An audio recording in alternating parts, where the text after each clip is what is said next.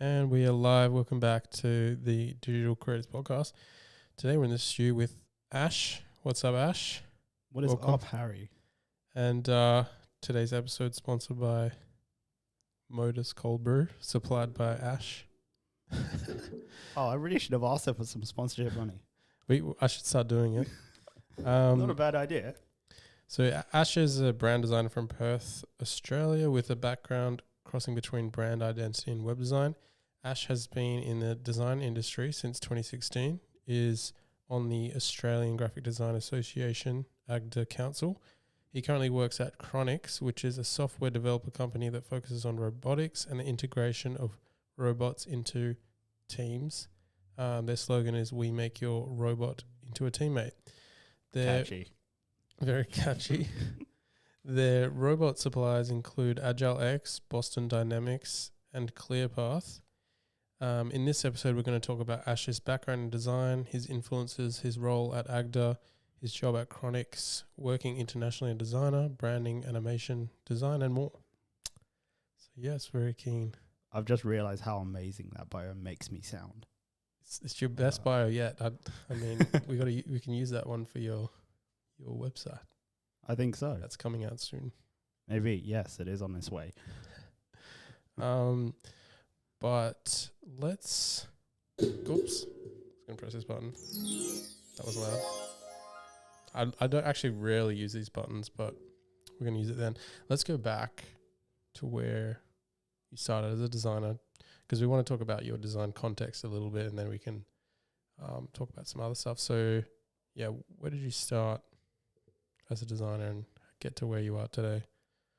Sweet. If we want to start where I studied, that was just TAFE. If we want to go back even further, what influenced me to become a designer? Oddly enough, I just had an inkling of it when I was a teenager. Probably like every other designer in existence, I had a love for drawing. That then led me on to one of my other interests, which was cars quite a lot. And then I drew cars a lot. That then moved into automotive design. Realized I was not really anywhere to study that in Australia. And then moved on to graphics. Because I think, just from memory, it might be a newer course, but does ECU offer some sort of automotive design? I think they might have unit? a product design. Yeah, like a not product design, industrial design course. Oh, okay. And I think that's probably a good stepping point actually now to go into automotive design. But I've realized if you want to do that seriously, you're going to have to go into a very, very small pool of people. And it's got to be international. You've got to travel all the way to like there's not much of an academy in the US or the UK for that. Yeah, why is that? Is it because there's no, like, we don't create cars here anymore, so then there's no work opportunities, basically? That's pretty much it, yeah. Cars aren't designed in Australia anymore. They're not created here anymore. Then industry-wise, the automotive industry has pretty much left Australia. Yeah, because we used to have Holden and Ford, and then Ford went, and then Holden recently. Ford pulled out of Australia. Holden, because it was owned by General Motors, they also just like stopped producing cars here in 2015. I think they found it not financially viable. Yeah. Interesting. I do wish we still had that market here, but obviously, yeah, because I always think like, oh, we have what's such a big mining industry here, like creating and refining the ores and minerals. Why couldn't we just turn that into something? Because we just ship it out. Basically, we don't really produce much here. So I was like, can't we use that from the car industry? I thought it would have made sense. If only. I think if we had any actual manufacturers based in Australia, no doubt we'd have some kind of industry, even if it wasn't a small scale. But I think everyone with an interest to run a car company doesn't exist in Australia right now. Just because you have an interest in cars, as you were saying, since young age. Do you know why there are, car manufacturers are viable in Germany and the US, which are like, first world countries, but not Australia? Why do you think that is? If you had to take a guess. Well, if I was going to take a guess, and this would be a really wild guess, it'd probably be because as a country, we don't love cars as much as those countries do love producing them. Well, and sorry, I was going to mention like Japan and China, but they're like the obvious ones where they actually make a lot. They do a lot of production there. But yeah, Germany and the US, you know, they make. Cars. But yeah, you say we don't love cars as much, or is it? Someone on a podcast previously said it might be to do with education. Like, say, there's no TAFE and uni courses that teach you probably there's stuff in that industry. There's probably a very limited amount of people who actually want to learn it as well. Yeah, like actually, if you look at the scale of how massive car companies are, it's probably measurable to the scale. It's comparable to the scale of like airlines, and how many of those are like financially viable as a business these days. Or really, really volatile, let's say, in their own markets. Okay, now, actually, you know what? Now we're going on to a topic I know nothing about. I'm speculating. Speculating, I think, guys, fact check this stuff. But I think it's an interesting topic. But speculating, yeah, we don't focus, I guess because this is a creative podcast. I've said it before in this podcast, like, even as a industry, as an economy, we focus more on, say, mining, getting the resources, but we don't focus on creating resources. Say China or Japan, their industry is creating things, creating technology, creating cars. We don't focus on that here, which is a shame, but yeah. But it's not fair to say that we don't have an automotive industry at all. Just because we don't have the manufacturing industry, we've also got we do have a strong aftermarket industry, like selling. Yeah, because you said we don't love cars, but dude, we've been to the car. Yeah, we actually. People love cars here. What are you talking about? Sorry, yes, we do. I stand corrected on that. Thank you for pointing that out. So we do love cars in Australia. It's hard not to be around this kind of crowd. We don't love making cars. Possibly so. I don't think we just got. Maybe we're just missing out on certain demands. And actually, we've got some of the most lenient laws when it comes to like modifying cars as well. That's why I think. Really?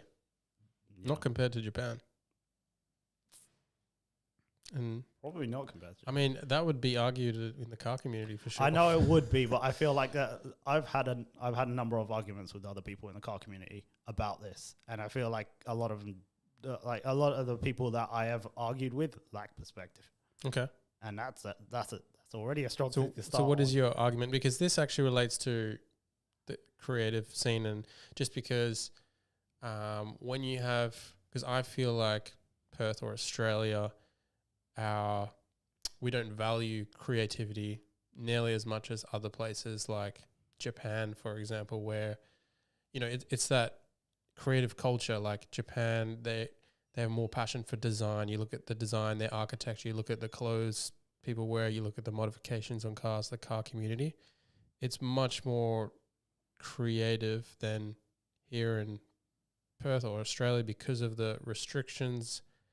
And I just compare Japan's architecture to our architecture, or their public art spaces, their galleries, you know, that sort of thing. Oh, yeah, no doubt. If you look at the financial side of it, yeah, we don't have as much of a big budget for that kind of, like, that interest. We don't really value creativity and design. Yeah, financially, the government doesn't. We know that for sure. Like, if you look at, like, the arts budget that goes into the cities in Australia compared to, like, the ones that would go into a city like Paris or country like France or, Japan, for it, to continue your point. Definitely. I also think that we see that as a result of the exposure we get of those countries. So we see a lot of what comes out of Japan. We don't actually know,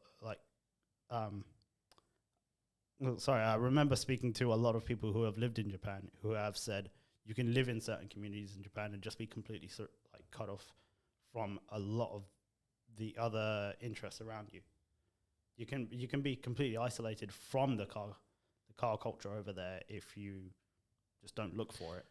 Yeah, I guess from a outsider perspective, Japan, you know, you look at what people are wearing, they take pride in what they're wearing, say in the fashion industry. There's a bigger, I mean, like obviously the fashion industry is probably bigger in Paris, but I mean Japan and South Korea, it's still quite, it's bigger than over in Australia. There's Seoul Fashion Week, Japan Fashion Week.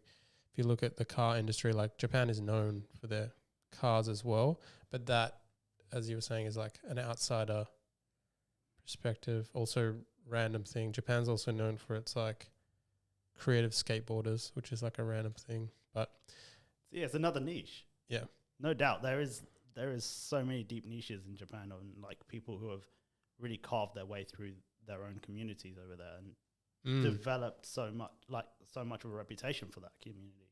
And any of it that comes over here, it's quite easy to either overlook it or just not be exposed to it. But then, I think your point was if you're actually living and working in Japan, your day to day is just going to work, coming home from work, and you don't. It's easy to exist in your own bubble. Yeah, but I'd say for outsiders, like obviously travel is a huge industry. Why do people love going to Japan? They love the culture, the food, the museums, the art, the cars, the aesthetics, the architecture, which is like why should someone come to Perth? It's like less of a reason to travel to Perth because there's, in my opinion, there's a lack of value on creativity, on spending money on the arts. So then there's like less of a reason to come here, because I think the arts is like arts and culture is one of the main reasons why people travel, besides like outdoor nature sort of stuff. That's a good point, actually. When it comes to tourism-wise, I don't know how much we rely on the arts. That's a good point. People come here, I guess, the nature side of things, what's already here, Margaret River, up north, I guess. Yeah, of course, in the wine industries, we're known for like producing a lot of really, really nice stuff.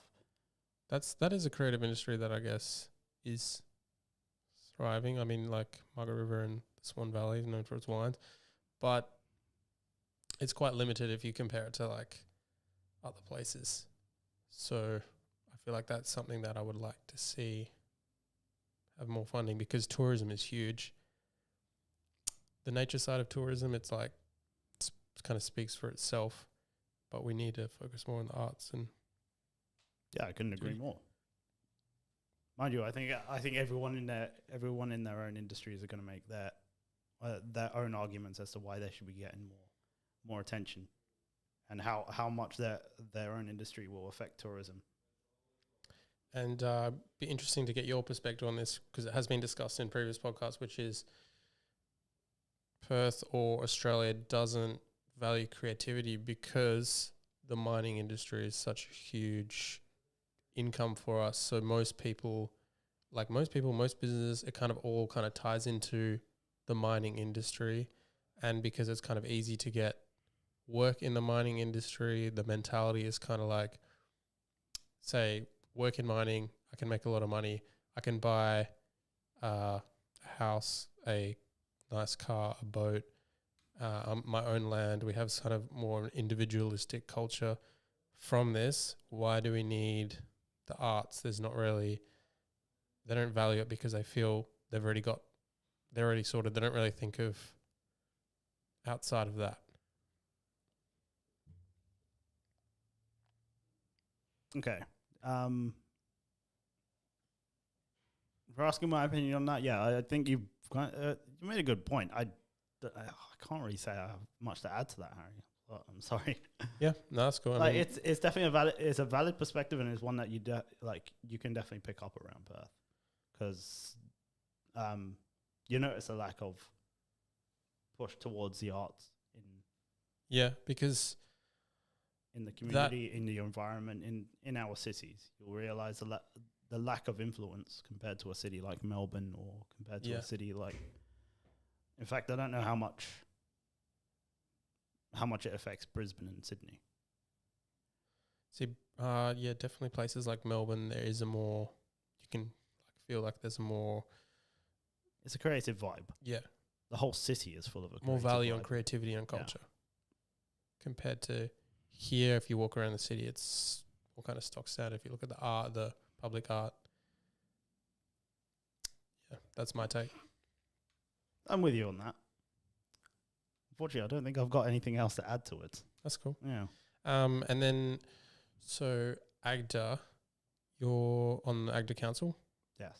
and you've been on there for a few years. For people listening who are into design, maybe the design students, what is AGDA? Oh yeah, of course. So if we are reaching out to students, which I'm hoping we are, then like the Australian Graphic Design Association is pretty much what it's labelled as. It's the organisation that you would sign up to when you get into the industry that helps represent our community, and pretty much the connections that that make up the industry. It has some I've forgotten. Yeah, you know what? I've forgotten how You can just about of AGDA. I think we can link that somewhere, can't we? Yeah, we can link it below. But just like off by heart, like what's your role and what role does AGDA have here in Yeah, Perth? of course. So on the council of AGDA, we have about 20 odd people, and we run events for the graphic design industry. For our own state, we do AGDA WA. We do at least one event per month, plus another free to attend gathering. Sorry about that. And that free to attend gathering is the AGDA Social. The AGDA Social, every last Monday of the month, if I'm not wrong. And yeah, it's just a nice place to casually come grab a drink after work and just meet other designers, which is really refreshing if you're not working your day-to-day with other designers. But it's also, it's just a really, really good place to go to get more community aspect outside of your work.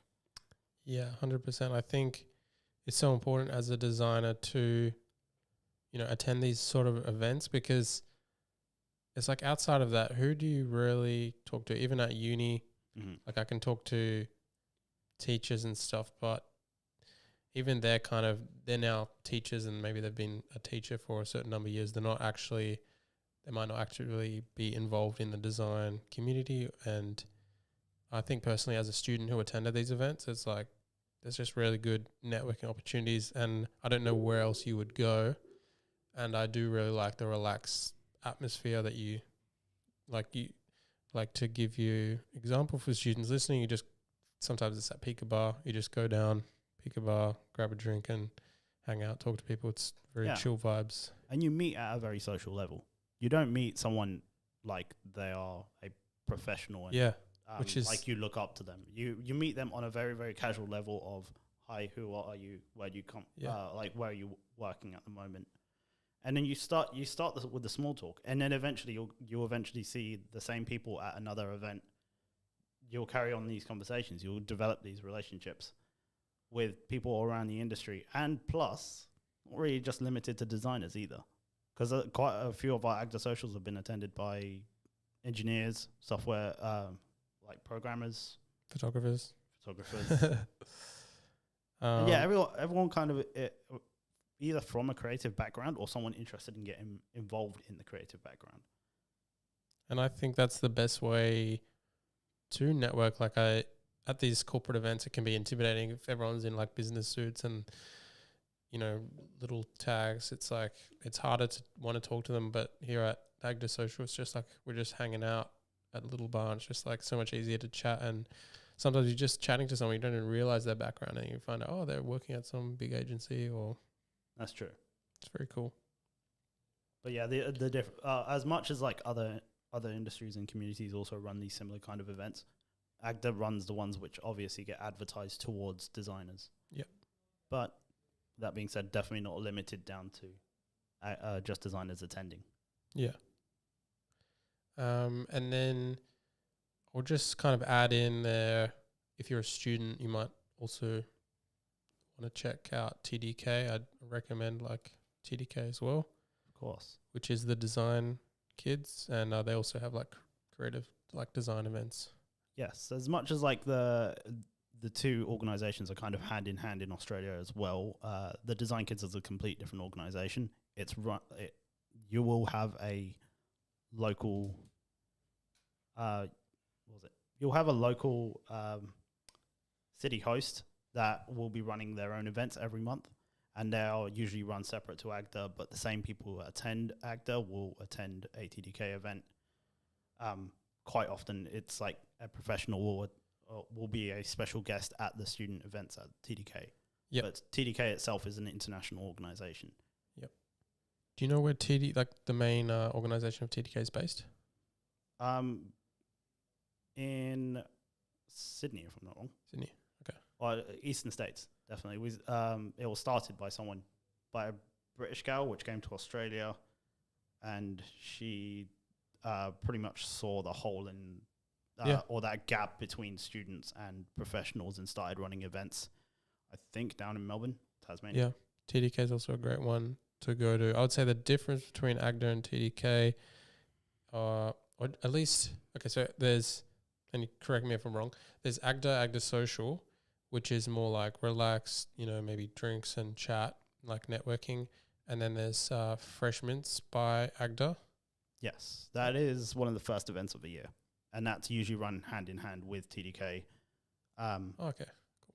Yeah, it's large influence by students in that event, and it's usually usually involves a panel of speakers who have been in the industry for less than 10 years, and just passing on whatever knowledge they've got, or knowledge and wisdom, to just any question that comes in. So it's more of like a panel. It's a panel talk and a question and answer sort of.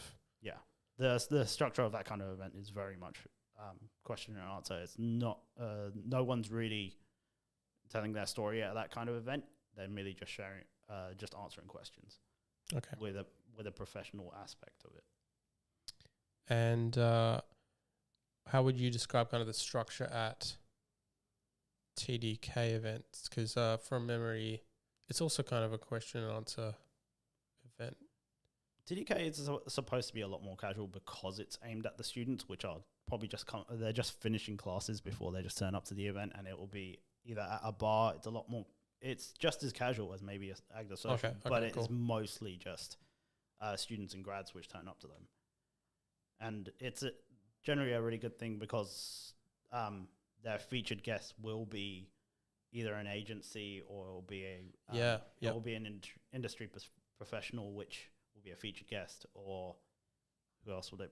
I can't remember what else we did. Yeah, we did quite a few agency visits, if I'm not wrong. So it's almost like some workshops as well, like a casual Fresh Mints, I guess, where it's not really it's hardly ever a formal setting. TDK. Yeah. It's if it is a formal setting, it will be within the boardroom of some agency, but everything is still very casual. There's still quite a lot. Yeah, I remember now. Sometimes the meeting point is at a bar, but sometimes it's actually at the agency itself. So then you can get a feel of the agency, and there's people that work at the agency there, and you can like chat to them, network. Of course. Yep. Yeah, I think that's really key as a young designer, especially in Perth, to get involved in AGDA and TDK. The best way I could probably describe TDK for students is your first opportunity to meet someone outside of your course. Yeah. Because I remember being at TAFE and everyone was kind of stuck within our little group of being at TAFE.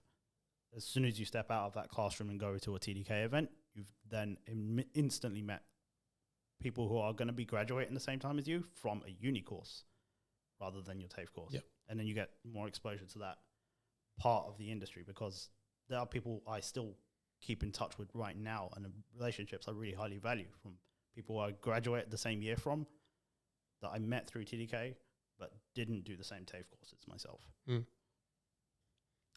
And for the designers listening or design students, what kind of advice would you give to them if they're like maybe last year of their course and they want to kind of get out there, get their work out there? okay, so if you're in your last year at uni or TAFE, you're already too late. No, no. This is your opportunity. It's never too late to go to an industry event and just say hi to people. You can start it. It's a great developer of your own self-confidence to turn up to these kind of events and just pick up the enjoyment out of meeting a lot of people. It's definitely one of those things I picked up after attending so many industry events, and specifically TDK and AGDA. After attending and mingling amongst different people that you might see again, you might have some connection to later, it's best to turn up and never have the intention of trying to get something out of it. Yeah, for sure. Like you will meet people who just have similar interests to you, and you'll no doubt click with some and create some really interesting friendships out of it. Some things might turn up in the future, out of those connections as well. That's important outset to have. Like, just go to the events and enjoy meeting people and enjoy like the networking opportunities. But obviously, like, if there's an opportunity, like, reach out. By all means, reach out. I say this full well knowing that I was one of the students that made that error in my first industry event. No doubt when I saw someone from industry, I was just like, can I get an internship with you? Yeah. And man, that's not only set a bad first impression with that person that I met, it actually left a kind of bad taste in their mouth for the next time they met me. But since then, I can safely say, if you go with a different approach, you can quite easily fix that relationship. Yeah, actually. So are you saying your approach was like you went to this event and then you like then you ask? Okay, I think I was the same, to be honest, when after going to these events. So what mindset do you advise? Well, as we were saying before, like, go there and network. But what would you advise to a student that wants to get an intern opportunity, but they don't want to, be too eager about it, and ask maybe like right away, like, oh, I just met you, I'm going to send you an email? Yeah, I'd say just Focus on your portfolio, or while you're in your final year anyway, you should be focusing on making a decent portfolio. I wouldn't say try to flog it straight away, because people will remember you more on your character than they will on your work. So when you it's best to arrive at an industry event with the intention just to meet people and say hi. If you spark off a relationship out of that, with maybe asking questions like, hey, are there any opportunities at... Certainly. So you can... Yeah, asking questions is okay. Asking questions is completely fine, yeah. And it can be really, really, like, you can ask really, really nerdy questions as well about, like, what's your, what I'm looking for. What's your workflow like? What's your day-to-day like? You can, by all means, ask those kind of questions. But don't, like, maybe ease... Like, obviously you have a goal in mind, which might be, say, if you're a student getting an internship or something like that, but ease into it, like, get to know the person first. And and that's why I feel like it's important to do this, to start attending your events while you're still a student. You're better, because if you turn up as a graduate, then the chances are you're going to have that more on your mind of, like, I need to get a job quickly. You're gonna let those intentions settle in, and it might come across as a little bit bitter and a little too or egocentric, or eager. That's the word I'm looking for. Yeah, I think that's good advice. Moving on to, well, actually, I want to talk about your journey as a designer. Like, you graduated, and then did you do an internship, or did you freelance for a bit, and then went into what's your journey? I did 2 internships. So in my final year at TAFE, the first 6 months, there was an opportunity that came into the classroom of getting some social media experience. and that was just like running. It was an opportunity that came up out of a previous student to run some social media accounts for a 6-month long internship. Well, I think it might have been like 3 months long, maybe. I stayed there for 6 months, but it was only 1 day a week. And so therefore it was like just what I did in between classes. It was a good little first exposure to the line of work and just the marketing side of design, and just producing a whole load of visual assets that will go up onto different companies' social media accounts. And also those companies had no idea what you were doing in the background. They knew that at the time I didn't realize there was a strategist above me, actually making all the decisions as to like what I was going to be producing. But it made sense. It gave me a lot of exposure to the marketing side. Straight after graduating, I did an internship at Human, which is one of the top digital agencies in Perth. But I spent quite a lot of my final year developing those relationships that managed to give me the opportunity to then ask the CEO of that company, can I come get an internship at your company? And because they were like interested in giving me a chance, they were just like, yeah, of course. And I don't think they've actually turned down a lot of people if they're asking for an internship. For sure, because I know a handful of people which have gone through Human as interns, and they've gotten a hell of a lot out of it. Yeah, well, I guess it's good to think if you're a designer wanting an internship, think about the value you're going to provide to that company as well. So then you can even like position yourself in a way like you want to bring this. That was me. You want to bring this to that agency. Like, I think so. That's a good thing to keep in mind like when you're trying to transition into full-time work, because no doubt a company wants to know what you're going to bring to them. But if you're just joining as an intern, I don't think it's necessary for you to have the mindset of what can I bring to this company, because as an intern, you're supposed to be getting more out of that experience than the agency is getting out of you. Oh, okay. And I think it's not only just like a legal requirement. That is like ethically the best agencies will be working to make sure you get more out of the experience there than they get out of you. I agree, but then why would an agency want an internship? I guess they're getting like unpaid work in a way that's their benefit. Not exactly. Maybe like a good reputation in the design industry. It's more.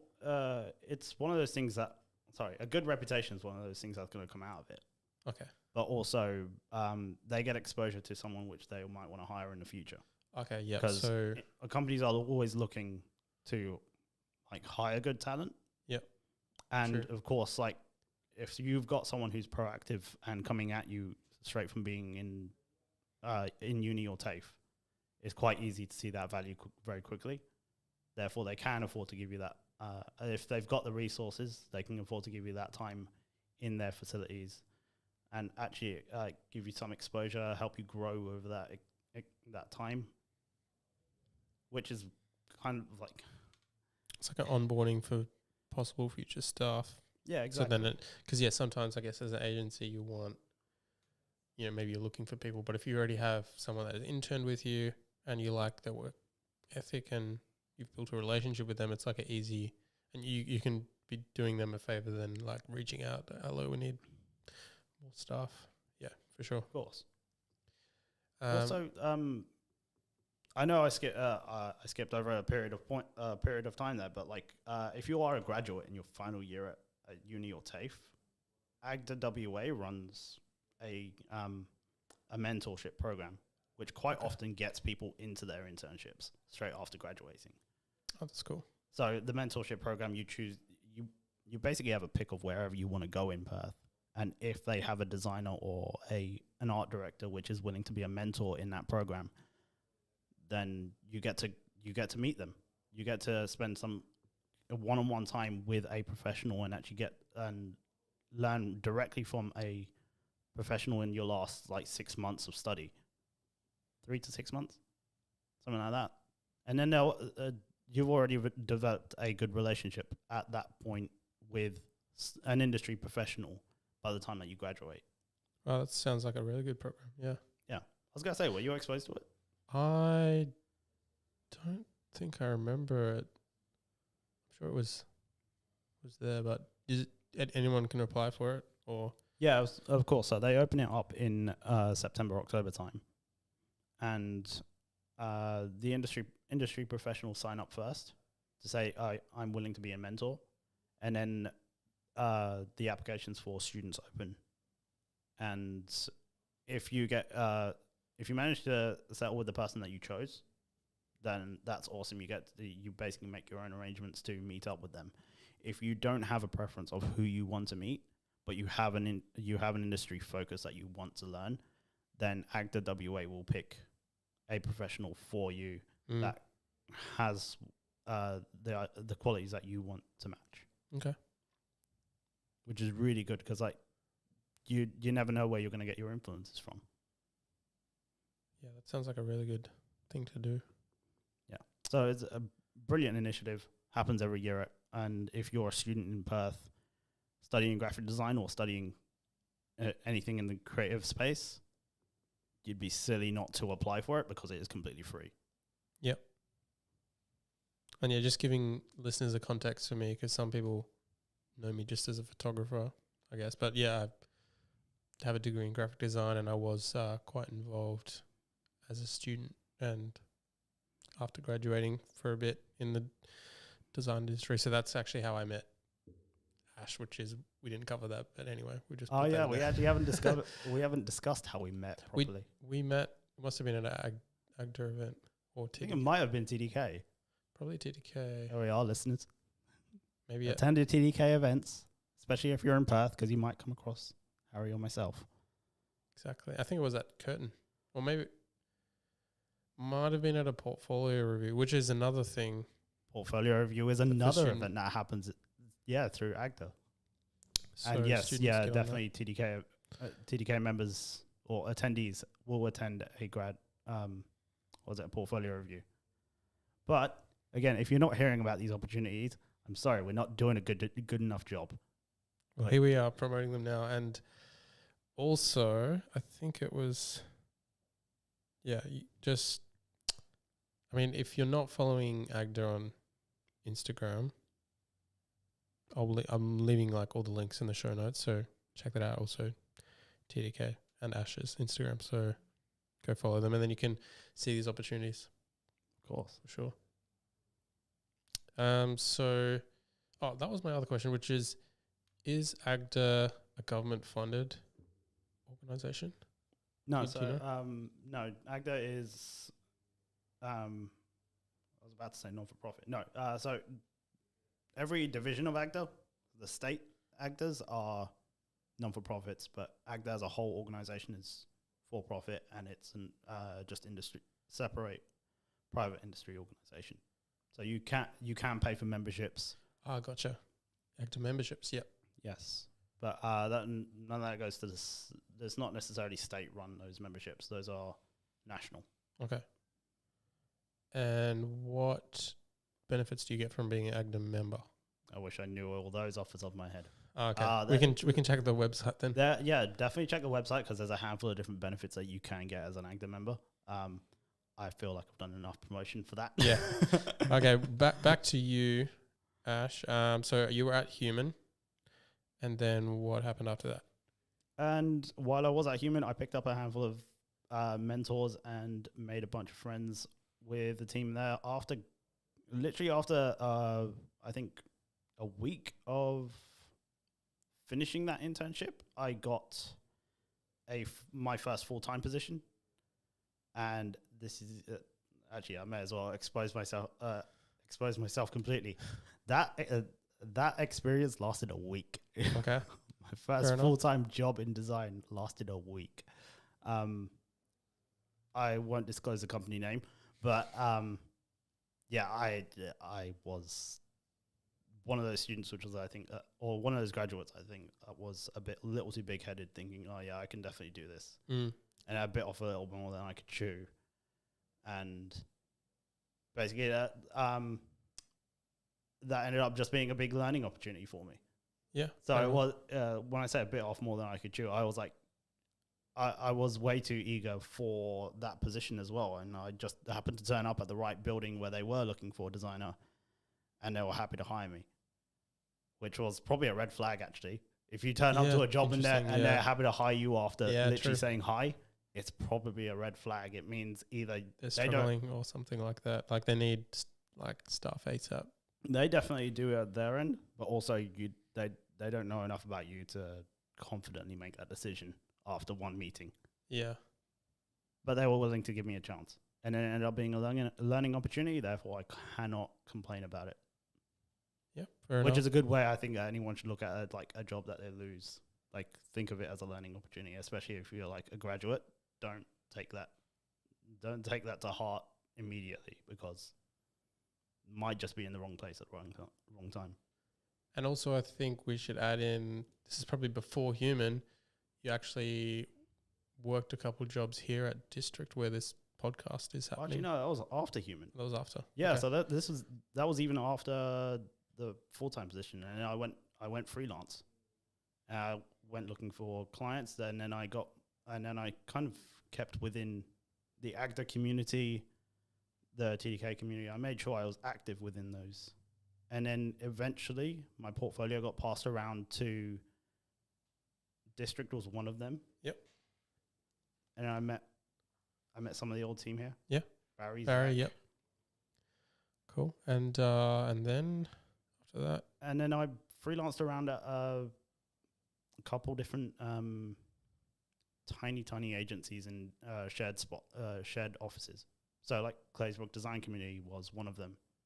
And if designers haven't been there, it's going to be it's a really, really nice venue space that also has shared hot desks.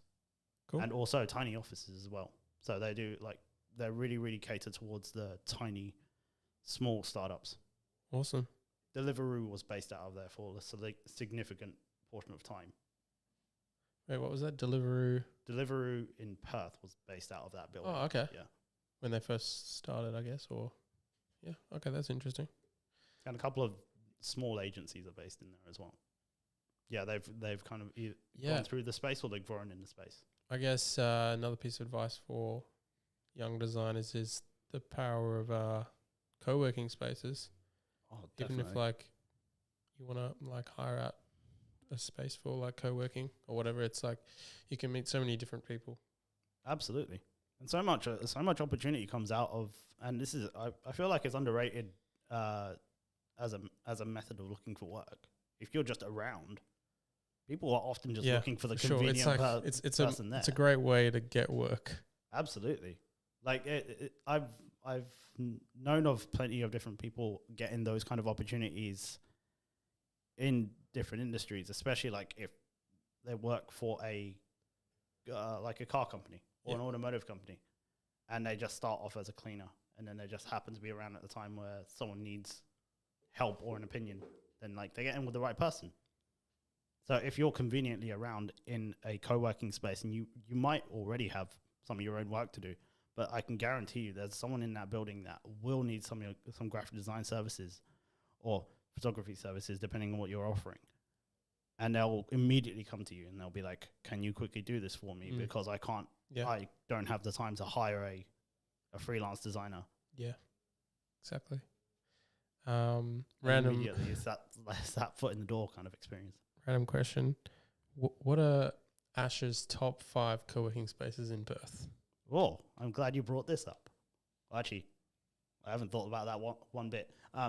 Claysbrook Design Community, I can put that at the top of my list because I was there the longest, and I just have that connection with the place. That they also used to be a TDK, was it a hub for when we were running it, and next, Flux.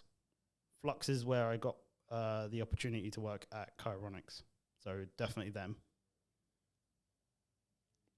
Subi Space was also a really good one.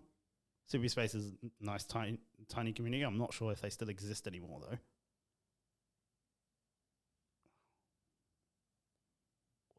There's one in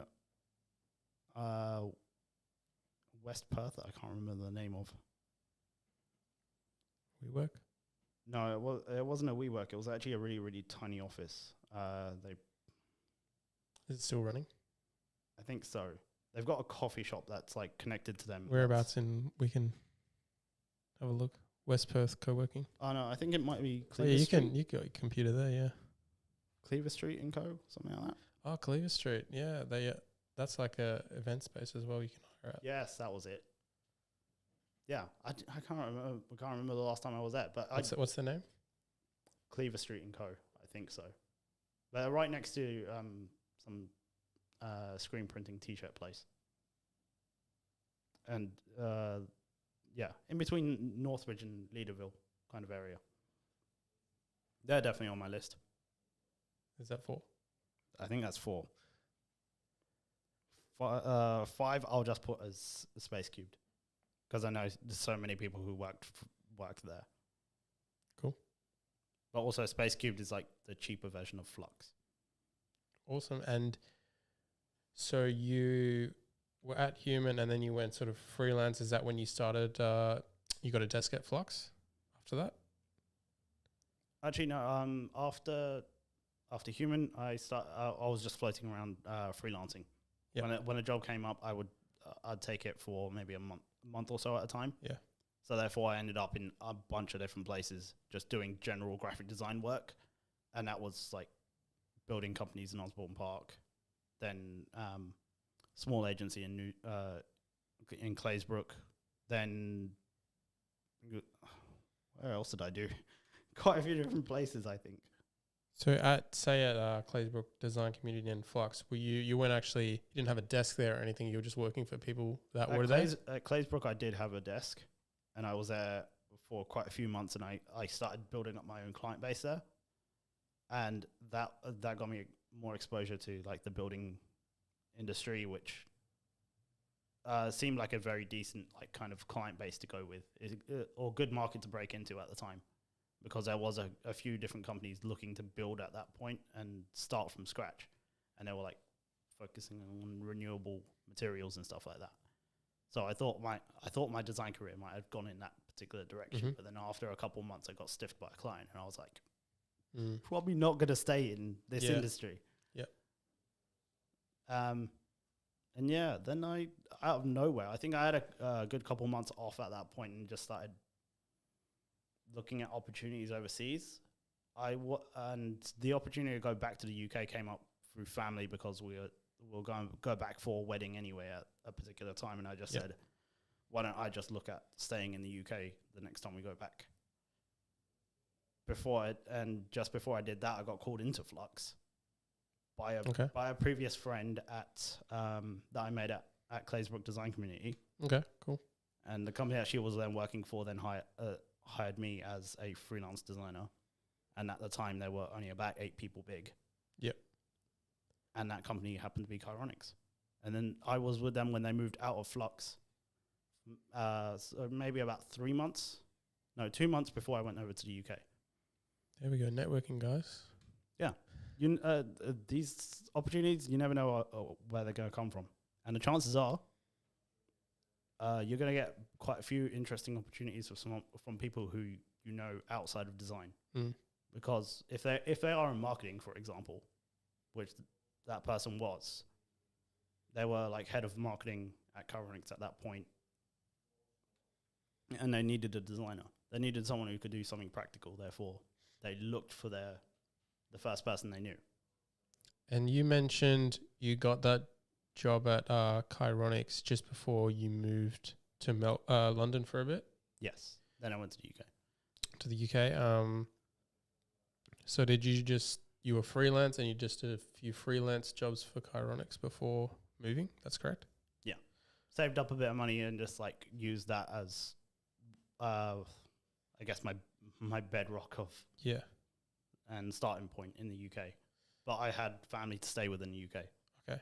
And then you kind of kept that Chironix connection, and then when you came back, you got a full-time job there. Yeah, actually, it was a year and a half after moving over. And then where were you working in the UK? Just out, Just freelance. Yeah, so I freelancing for the entire time I was there, and just thinking of it now. So I applied for a heap of jobs before I went over, and most of them were in like agencies in London.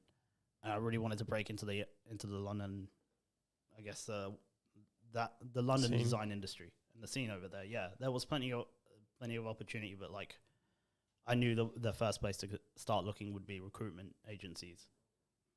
And at that point, I realized how it didn't really pay off being a general designer or multidisciplinary. Okay. Yes. Because in a city like London, it really pays off to have a niche and know your one topic and go deep within that one topic, because people are just looking for someone who can do one particular job at a time. Yep. It's an oversaturated city when it comes to like, I guess, talent. Yep, for sure. And so were you successful in finding an agency? I was not. So you sent out a lot of emails, but loads and loads of emails, CVs, and portfolios. Like I developed a ridiculous amount of portfolios over that like first year of being there, and each and every one of them had a lot of effort put into them, but they weren't aiming anywhere in particular. Okay. So even though they were like tailored towards agencies and with like particular notes written to those agencies and those people within those agencies, like I remember doing the research, because it pays off to do the research quite a lot of the time. When you're just like, okay, I know this person is the art director at this company, I will reach out to them in particular. I'll make friends with them on LinkedIn. I will then be posting things that I know they'll like and stuff like that. And eventually you pick up things in marketing on the marketing side of design, because you market yourself a little bit better. Eventually, I ended up getting another job in the same way I got the job at Chironix, which was literally just by being in a shared office space in my hometown in Stevenage. Okay. And so you sent out emails, you didn't really get any agencies that were interested, but then you went to the UK and you were freelance, and then you were you at a co-working space, did you say? Or yeah. And sorry, at the time I was also living in the town called Stevenage, which is my hometown. It's pretty much where I just went back to, and I still have a lot of family there. Mm-hmm. Traveling into London wasn't cheap. Yeah. Genuinely. So it's like a couple hours outside of London. It's like 40-minute train ride. Okay. But it costs £30 to get in and out of London every time you want to go. That makes me appreciate Perth public transport. It really, it made me also do the same. I still had my couple of clients from Perth at the time still giving me work. But on the hours that I wasn't working on work for those Perth clients, I was working on maybe a couple different short freelance jobs that I got in the UK, but none of those were coming from central London. That's actually a good thing to note as a designer, is like you can still, if you want to travel and work somewhere else, you can still get jobs from Perth. Of course. So you work for the right company, they'll value your skill set no matter where you are. And you can do that as a designer because it's digital work. By all means. Yeah, if you develop those relationships and even just like the trust beforehand, then no doubt they'll trust you to work from anywhere where you are, and And how did you find the lifestyle as a creative or as a designer in the UK? It just sucked. Sucked? No, I didn't. It wasn't like. Is there a community there? I guess you were outside of the main city, but I was going into London for specific events and stuff. I remember going in like certain days just for the evening into central London and attending events that run by companies I've never heard of. But there was just so much exposure to some massive companies. Yeah, because every single major company you can think of has a headquarters in London, and if they've got one person speaking, it's usually of a high caliber at some kind of industry event. So I've forgotten their organizations over there. DNAD. There's Glug was another one. I know Facebook has a headquarters over there. Yeah. So Facebook. It's my cousin. Their headquarters is right next to King's Cross, if I'm not wrong. Oh wait, no, am I thinking of Google? My cousin, if he's listening, shout out Rory, works at Facebook there, I think. But yeah, that's kind of a positive thing if you're a creative. Oh, that was and you want to travel. Shortage. Yeah. Then you're getting more exposure to bigger companies, organizations. And the thing about Perth in the art scene is there's an interesting phenomenon where even if you're making amazing work here, you have to be co-signed by London, co-signed by New York, like saying if you're an artist, like, oh, that person's been exhibited in New York. Wow, we're going to take you seriously now. I think it's the same thing in design where, okay, you've been worked, you maybe did a job for Google in London. So now. Yeah, that's why your logo brag wall really matters, isn't it? But you've really got to flaunt it once you've gone over to somewhere outside of Australia. Like if you've done work outside of Australia and come back here, you've really got to flaunt it to make sure that people know, well, what your influences might have been, even if it's like one job out of Australia. You got to be like, for sure. Oh yeah, I've had it. I've had an international experience. It takes even as an artist, like you can just have a little exhibition in New York, in Tokyo, in Paris, and then say, okay, I'm an internationally exhibited artist, or I've been exhibited blah blah blah in Paris, then it's a flex. It is, and yeah, if the chances are it works out in your favor anyway. Like a lot of people will recognize it, even if you've only got one piece of artwork on the wall in a graffiti-ridden street in Amsterdam. Yeah, be like, okay, oh cool. So you had the balls to put your artwork there. Okay, cool. Yeah. And did you do any work for maybe like a big organization or something like that there? I'd like to say I did, but no. Actually, I did. I managed to fall into the luxury branding sector just by chance, because there was a guy who ran an agency in my hometown, which was also only like a 3-person agency. But he strictly only worked with luxury brands, and he was well marketed. What's an example of a luxury brand? So art galleries and book publishers and what was it? Yacht brokers and helicopter brokers and stuff like that. It was really, really art dealers as well. That's like that's high paying industry. No, actually, that's not. It has the image like, you should have seen my bank account. No, it has the image of being a high-paying industry, but it's not as not as much money flowing as you might think. Whoops!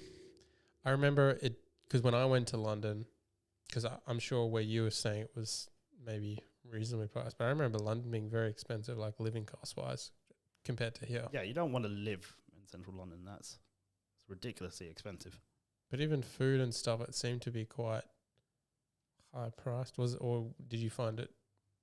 It was. But I think that was also relative to how much I was earning there, which was it was okay for where I was living. And if you live outside of central London, you're already like your cost of living is a hell of a lot lower than anyone inside of central London. But then you got those damn train fees for a 40-minute trip. Of course. Wow, that's crazy. And it's really odd actually. You pay a lot more to get into London from outside of London, even though you can get into central London faster than someone on the outskirts of London. So for anyone who already knows the rail network in central London, you've also got zone 1, 2, 3, 4, 5, 6. Yeah. To get from zone 6 into zone 1 of London, it could take you upwards of an hour. Whereas if you travel in from up north or down south, it will take you less than half an hour. It also makes me appreciate, or just being in London and traveling on the trains there, and also in Japan. Just it's so simple here. There's like 4 lines or something like that. I don't know. I cannot get over Japan. Like Japan, they are a nation which just makes every Western country look terrible in terms of like punctuality and standards of public transport.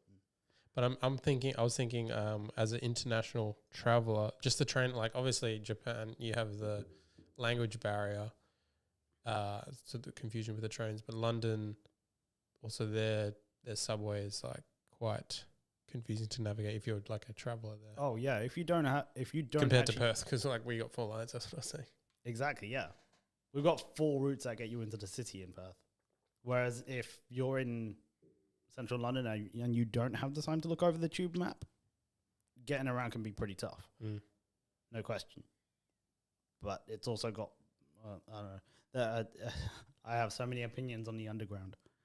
Well, I just want to add there.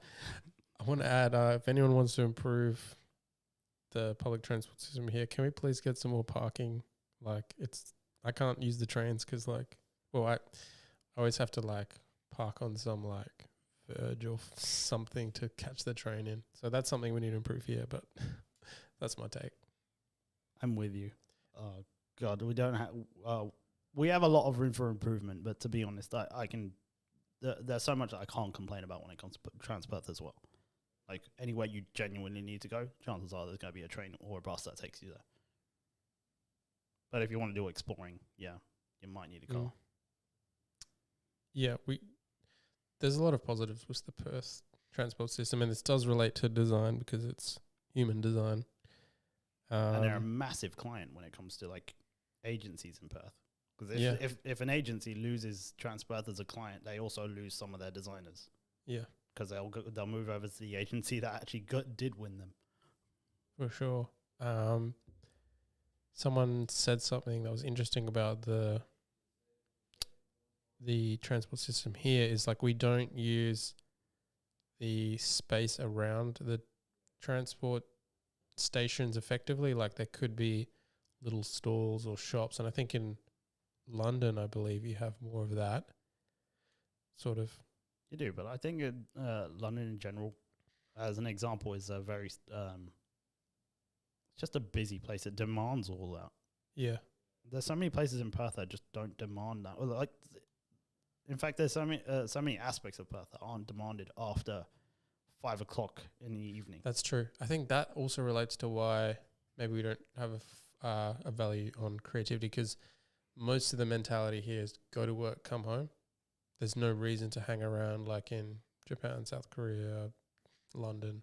Yeah, like anywhere across Asia. If you want to get food in the middle of the night, yeah, it doesn't matter. You don't have to travel very far, and plus it's open at midnight. Yeah. I might be opening up a different kind of worms there. Hey, this podcast is open for that. In terms of, I'm just interested in the train line in the UK because I haven't been there for a while.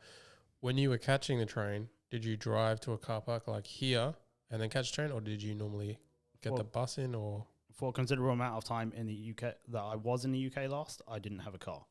Did you ride? No, I used to just take a bus. So getting a bus, then getting on a train that will take you into central London, that was the kind of... So what most people do is they're parking. I'm sure there's parking around the station. There was, but it was never enough. Yeah, so it's the same problem as here. I think it's a little more severe in the parts of the UK that I was frequent in. I think we do have it good here, and I'm just, like... I don't know. I think what you're saying might still be relevant in some areas in Perth. Like, no doubt there is some improvement happening, because I think the government recognises that kind of improvement needed. But there are also some... it's fair to say that some places now have more parking than need be. And just talking about city structure, and obviously this is, none of us are like sort of have an educated background in this, I guess, talking from me. But interesting thing is in Perth is, say if you park in some of these parking spaces, kind of like Wilson, you pay more.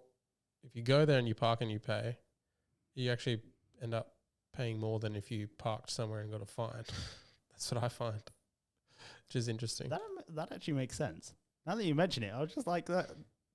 I can think of the amount of times that I parked in Northbridge, maybe got away without paying, and then eventually I'd get a fine, and then still be less than how much I'd paid, like in the Wilson Wilson car park.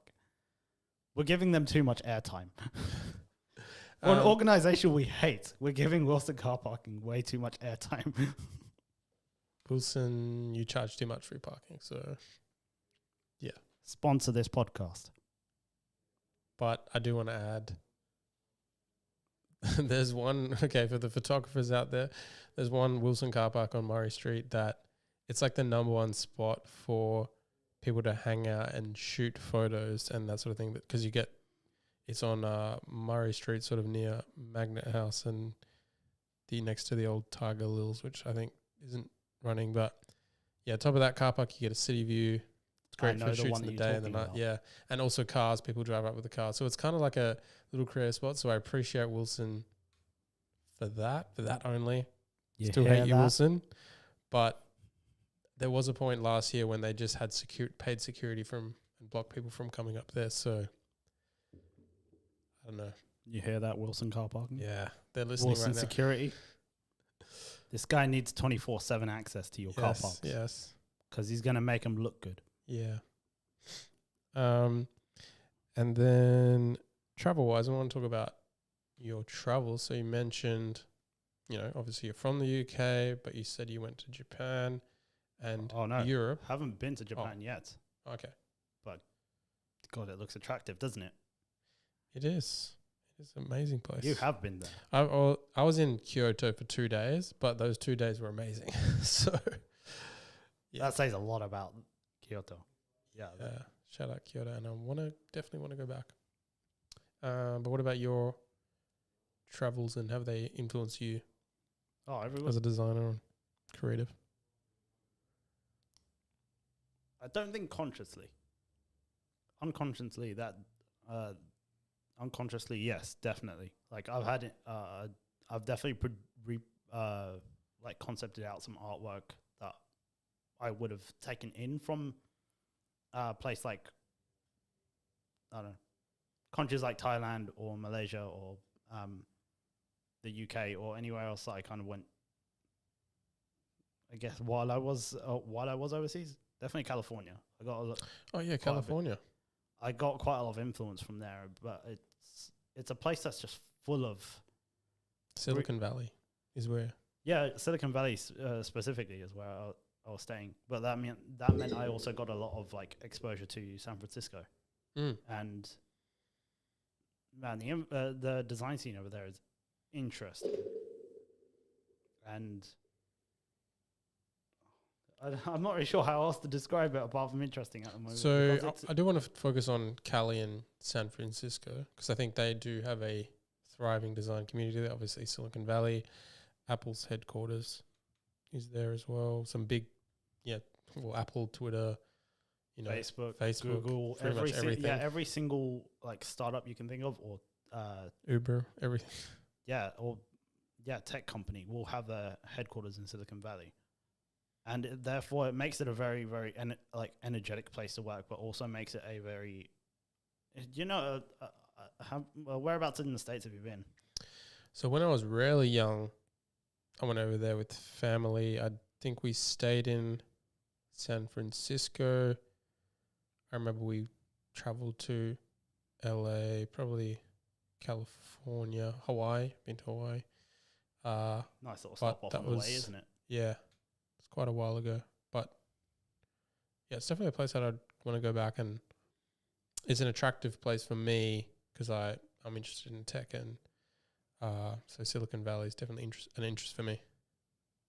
No question. I mean, I don't really know how to describe it. It's a mix of the American vibe with a lot of energy around tech. Because I do know a few people who are working in tech companies there. But they have also not lasted very long from one company to the other, because it seems to be quite a lot of their culture over there that if you're working in tech, you jump from tech company to tech company within a year or so. And if you stick around at one company, the chances are you stick there for a while. Do you think tech is the right tech is the right word to describe the Silicon Valley technology? Because when I think of technology, I think of like, obviously, I think it's more of a software, because like technology, I think of more of hardware. And when I think of hardware, I think of China. On the Japan. manufacturing side, Yeah. So Harry, the place is called Silicon Valley. The silicon chip was invented in Silicon Valley. but is it made in Silicon Valley?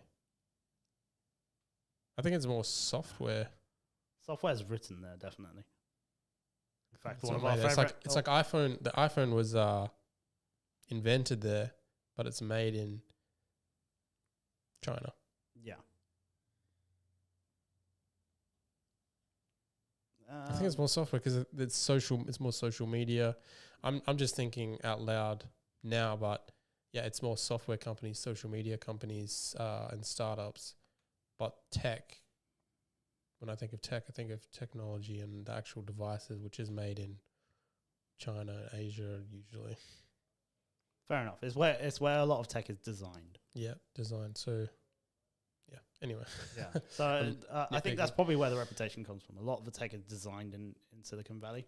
Interesting. IBM, Microsoft, and so on, and pretty much all the computer manufacturers as well. Like they design all their stuff in Silicon Valley. It's an interesting way of looking at it now because, that's where it's created. So like Apple was created in, Palo Alto. yeah, and the Apple hub is in California. So it is like definitely a creative place, a place that influences creativity. Yes, but it's also a lot got of that very, startups very come American up there. vibe. Like the American vibe I'm referring to is like once you get a job, you're fine. You've probably got quite a high level, high average income in Silicon Valley itself because, designers are just really high in demand. If you work in the tech space and you have software developing background, or you're a programmer, you're easily worth like mid six figures For sure. Yeah, but like that's not considered an average high income, or rather, it's an average income in California because there's so much money running around there. Did you follow what happened with like Elon Musk taking over Twitter and the employee situation and that sort of thing? I am an avid Twitter user, which actually now more lately I've been consuming more than I have been putting things into there. Mm. So what was your thoughts on the consuming situation? more than contributing, that's the term I was looking for. Oh, just it was just the things that were happening to cause a stir, weren't there? Because like you could tell that Elon Musk does what he does just to cause a stir.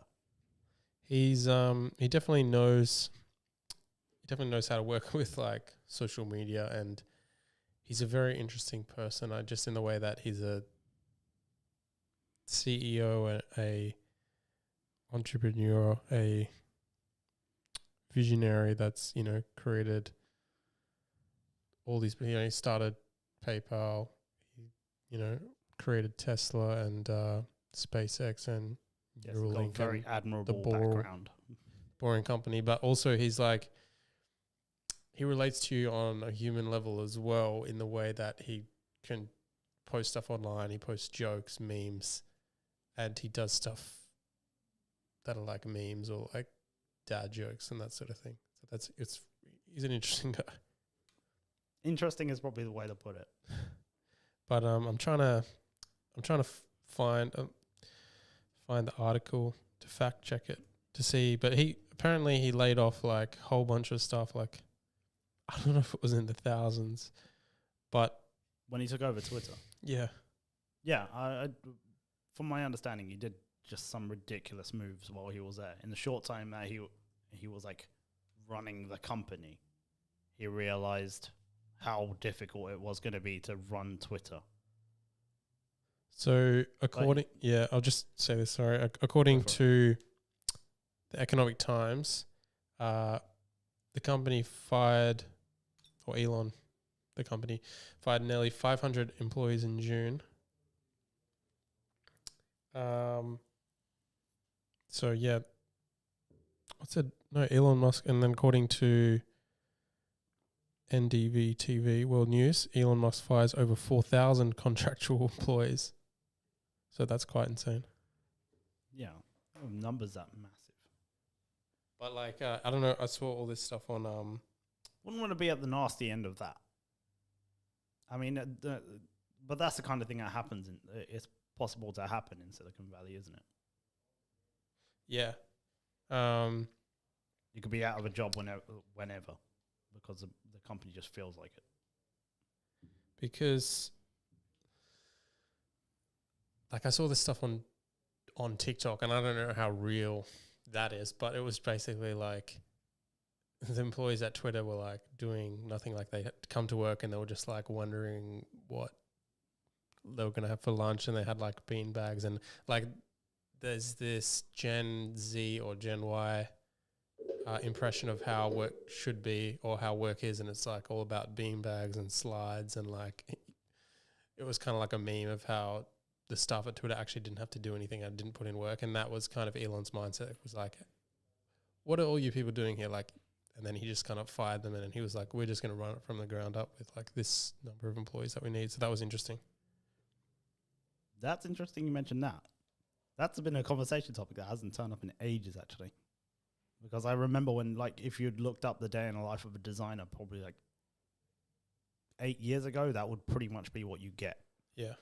Like, it would be someone who's just like, oh, I'll wake up at 6:30 in the morning, I make my smoothie, and then I get a bus to work, which I travel an hour to, and then I'll get my mocha frappuccino in the morning before I get to my desk, and then I read articles until 11 a.m., and then so on, and take a nap in the afternoon and whatnot, and you're drinking by 2 o'clock.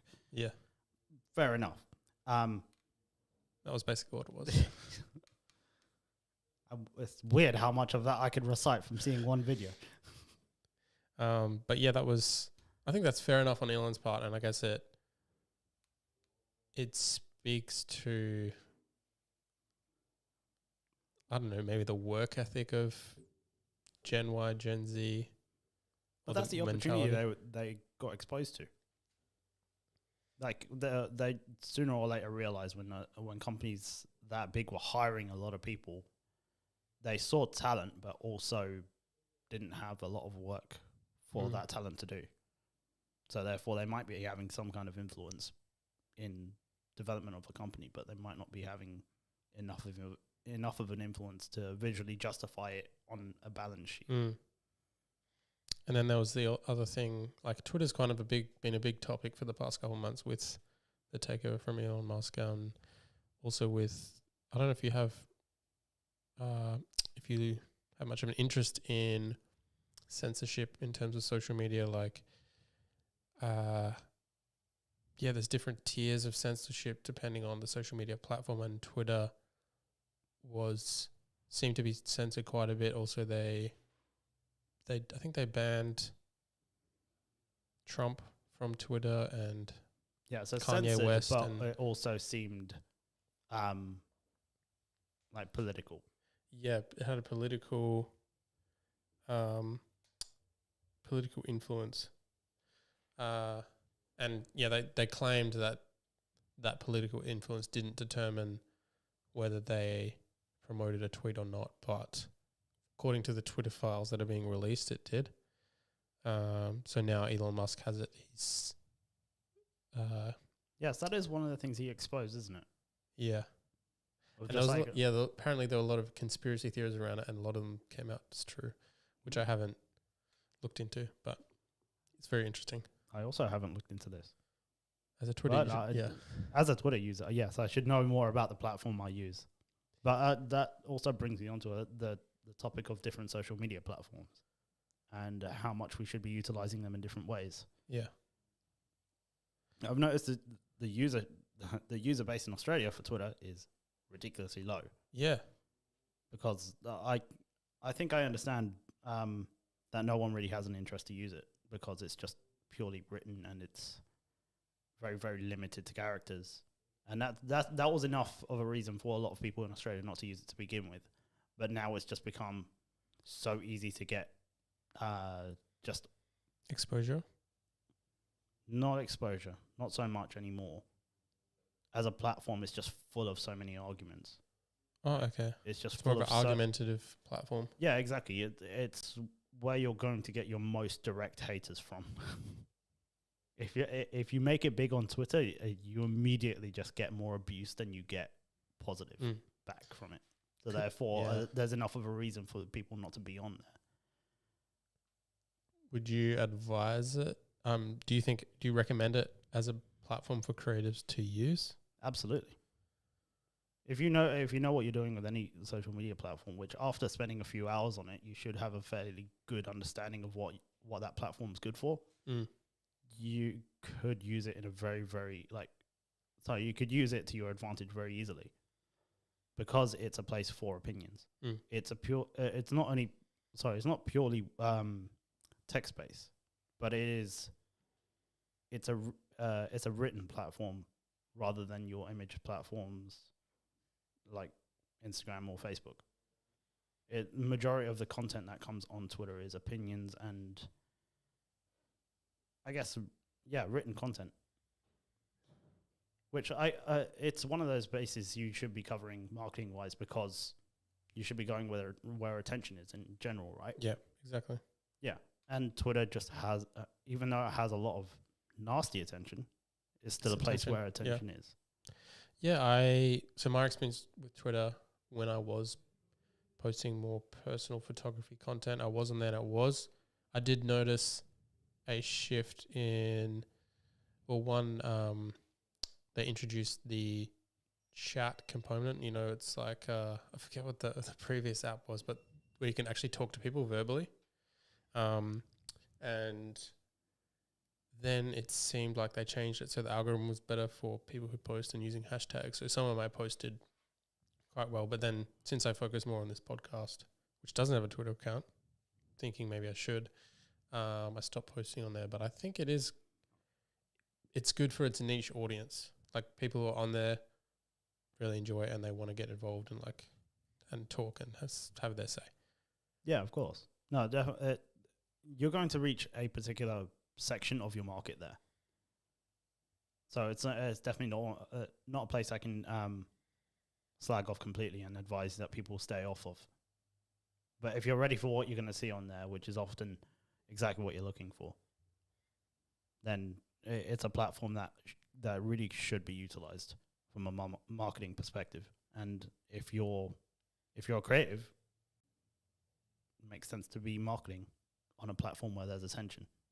For sure. Yeah, I think I'll probably, stay tuned, guys. Digital Creators Twitter coming soon. Also, I didn't ask you about Apple in Cali because you went to Cali and you visited did you see the Apple headquarters or? So, yes. I went to Cupertino, but I didn't actually go inside the massive circular ring thing.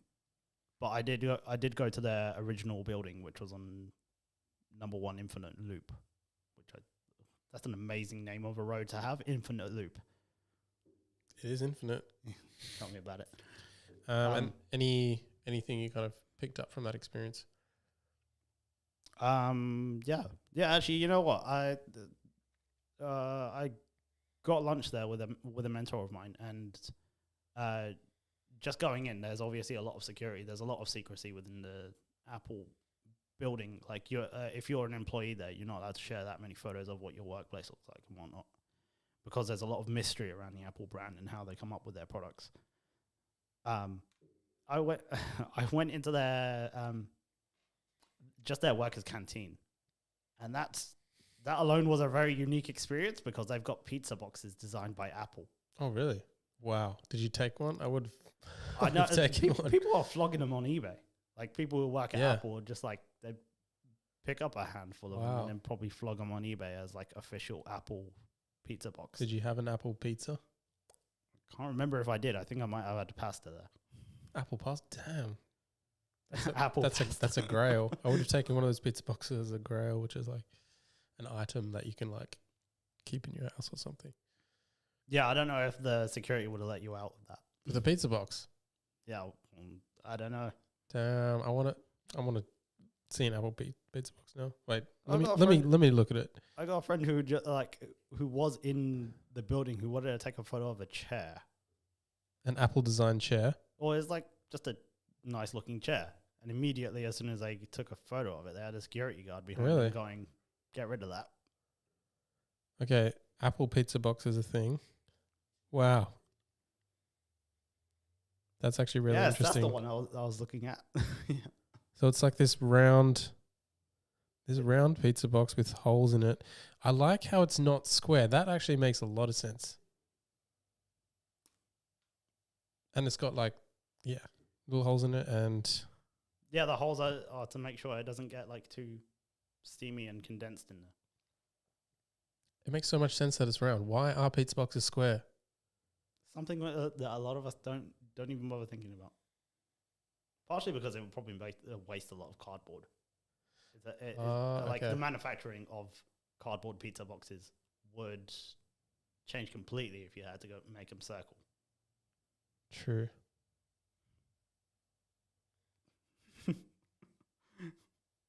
There's probably some nuanced reasons for that. Some industrial designer who's listening to this will probably correct me on that. But my guess is because it's more cost efficient to make a square box than it is a round one. It's cardboard. Come on. Still, the shapes are going to be cost efficient. If it tessellates, it's better. That's true. And also, holding a circular pizza box, you have less grip because it's not rigid. So you know, more chance you're going to drop your pizza. Yeah, and everyone who has a Apple pizza box isn't supposed to be traveling more further than their desk somewhere within that same building, Fair or rather enough. within that same grounds. Also, Apple patents a redesigned pizza box that stops crusts from getting soggy. So apparently it stops the crust from getting soggy. That's quite interesting. Let's have a read here. So yeah, Apple patents a redesigned pizza box that stops crust from getting soggy. How does it do that? We got like a whole. No joke, they actually have a full patent on that. So the lid of the box features moisture channeling feature to provide a path which excess moisture can be transported out of the container. Okay, so Yeah, that makes sense. okay, so That was written by some product designer. and okay, that makes sense because you don't want. Because I was thinking you don't want your pizza to be dry, but there's more chance it's going to get soggy than it's going to get dry. So hence the moisture channeling. What else we got here?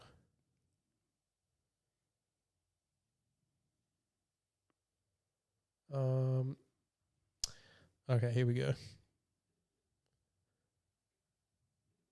So the pizza box has been created under the philosophy that being surrounded by perfect items will inspire Apple employees to strive for perfection in the products they create.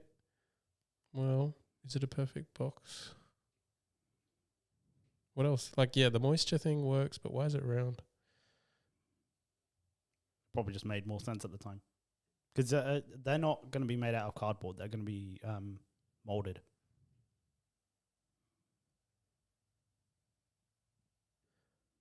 Okay, so it's mostly about, so the pizza doesn't get soggy. And probably stays in one place. Okay. The rigid surface forms a gap between the pizza and the base, thermally isolating the cheesy goodness inside. To stop it from getting cold so quickly. So basically, because it's round, it's more compact. There's less air space in there, so it can actually keep it warmer. It's more effective to keep the pizza warm. That makes sense. That makes a lot of sense. Okay. But in terms of the cardboard, it can't be that more expensive. I think once you've got a production line, I want some round pizza boxes. I don't like square anymore. Anyway, that's interesting. I want to get on to... It's all about cost, Harry. Yeah, all about true. cost. There's a reason why Australia. there's a reason why we don't drink the water that comes from the ocean off the coast. It's because it's cheaper to get it from overseas. True. Wow, there's so Cheaper many. to get it bottled at a distillery at the bottom of a mountain. And shipped over here. That's the whole philosophy of here. Like, if we were creative minded enough, we could make that happen. I mean, there is actually a recent salination plant that came out recently. Actually, I want to talk about that. Let me find it quickly. Quick search. It was. It's interesting. I just forget I think it's to do with salination, but I was like, I should talk about that on the podcast. And Very on the pulse. one of the photographers that I interviewed, Matsu, did some work for them, Matsu Photos. And Kevin from Tame Impala was one of the poster boys for the campaign. Okay, where is it? What a unique kind of... I know. He's been a poster boy for vaccines and like other environmental there we are, doing a bit stuff. of the community. I like that. Not only producing great beats, making sure your water's clean as well. God, I can't find it now.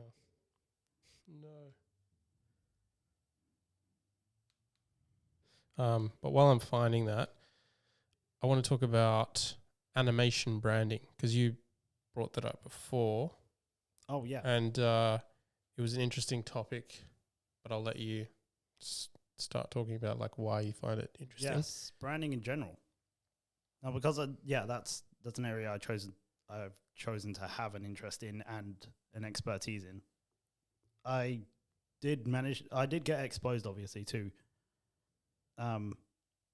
visual identity and the motion within visual identity that brings it to life. And the first example I can think of that I really dove deep on was the Premier League rebrand. Okay, interesting. Yeah, so you remember what the Premier League logo used to look like? Wasn't it just off memory? Wasn't it it was like a crest? Yeah, it was a crest that involved a lion on it. Okay, let's see. Can you bring up the EPL, the new EPL, or the old one and the new one? Maybe I can even bring it up here. Yeah, I need to reconnect my Wi-Fi. Oh, I got it here. New EPL logo. Okay, so it was. Oh, here we go. Okay, so it was a lion. Yes. Yeah, it was a full lion and the Premier League written underneath it. So the rebrand to the single lion with a crown and the words Premier League next to it was done by Design Studio. And that is a design studio just called Design Studio. Okay. They did the rebrand, brought all the colors into it. Looks amazing. Still carries on the message of the... What do you mean? You mean these colors here? Or because Yes. that's just a single color. Okay, so Yeah, those are all the colors that variations. That come with it and kind of expand onto different areas of identity, different touch points.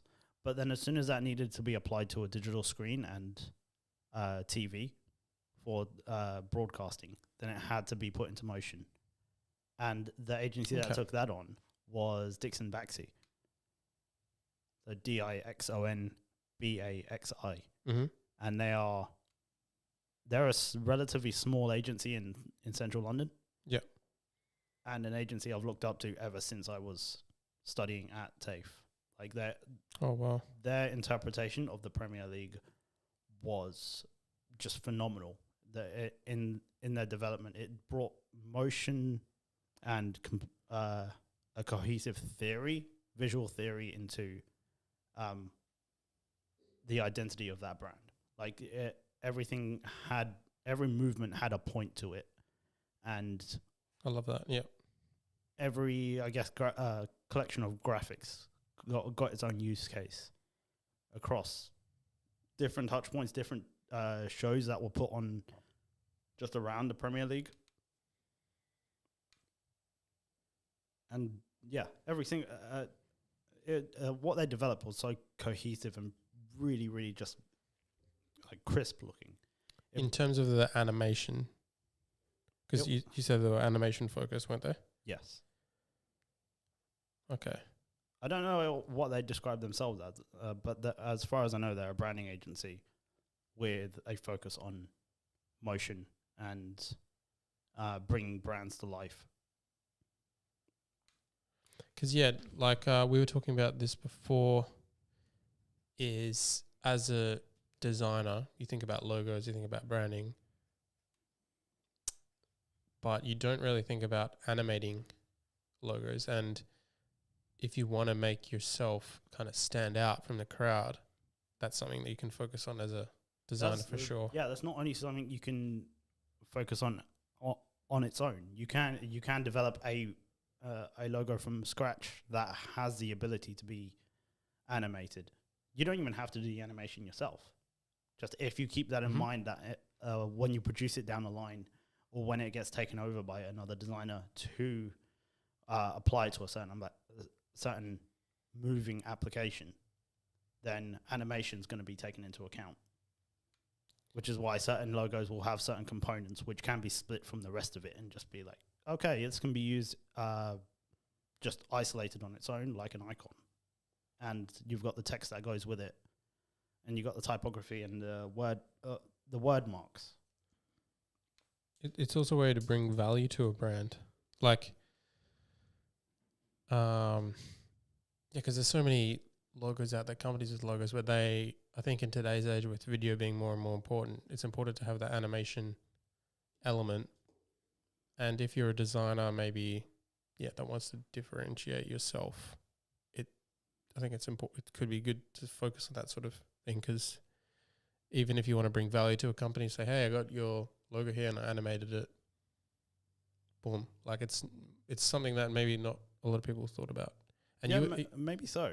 And like, I know this is, I might be picking on certain designers when I say this, but like you don't actually have to have much experience to design a logo and make it work for a company. And it will probably do the job for that company for a considerable amount of time. But if you want to expand their brand and give them opportunity for later down the line, you should really keep a lot more things in mind for the development of that logo. And that's one of the things that will separate you from a regular logo designer to a considerably very thoughtful brand designer.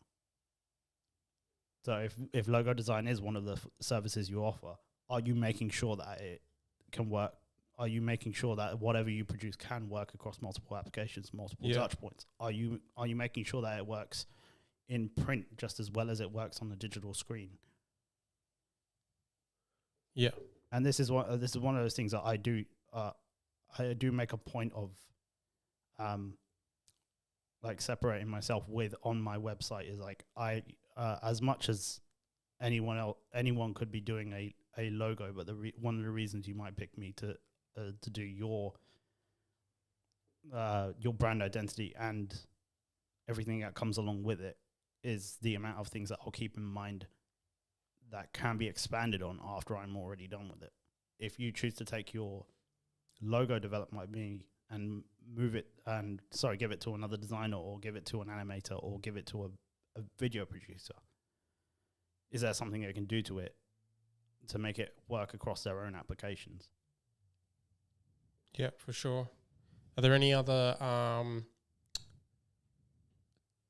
sort of design niches that you would advise for maybe students to focus on that can differentiate themselves? Like obviously animation is a good one. Is there anything else? Because I think that's quite a good thing to do. Well, if you're in Australia, you've got quite a lot of opportunity as it is. It's not a very oversaturated market, and plus, for you to offer more than the next designer, you might just need to expand on like where your application might be, which might only cater towards a specific industry. Like, for example, sports. You're going to be developing a logo, let's say for a local sports team. Is that going to work on a uniform and a sports ball or a racket of any kind? Are you keeping that stuff in mind more than the next designer, which you might have graduated with, which doesn't have an interest in sports, but is also reaching the same audience? Yeah, for sure. So I'd say think about everything that could separate you before choosing to learn about, I guess, said topic. Yep. I didn't find what I was looking for, but did find another thing that I wanted to talk about. I don't know if you've heard of it. There's a designer called Mike Hewson, and he created a playground in Melbourne. So it's designed to look unsafe, but have a look at the photos. It's designed to look really dodgy and unsafe, but it's actually like incredibly safe and well designed. I love it. So there were a lot of news articles and headlines talking about it and complaints from parents because they thought it was unsafe. But that's brilliant. That's interactive, full spatial design. That is crazy.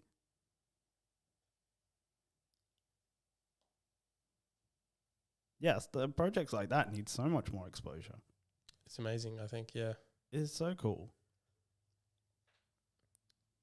Like, just the way it's interactive and it makes you think about things as well, but also it's a space for kids to just play. And sometimes kids like playing or are attracted to things that are unsafe. So I think it's a cool approach. Oh, it's like putting "do not touch" on on anything. Literally anything you can write "do not touch" on, and people are going to be like, yeah, exactly. Especially kids. It's like, yeah, do not eat this. And then they'll just, put it in their mouth. Of course. Oddly enough, that's another thing that I should probably mention, like one thing which I overlooked before. If you're designing a brand, that is going to be one person's entire job to design, let's say, a playground. Yeah. Pick a niche. Are you saying like pick a niche sort of thing? Yeah. Well, if you're designing a brand that you don't have the skill set to do that, and the company that you're working for is going to expand into a spatial design, or a space activation, and that's not going to be your job down the line, but you're going to make sure that your work will be able to. Whatever you produce will be able to work with that person's job. Yeah. Because it's going to be handed over to another creative at some point. You got to make sure that, because we know everything we produce isn't only going to be used by us. It's obviously going to be used by your client.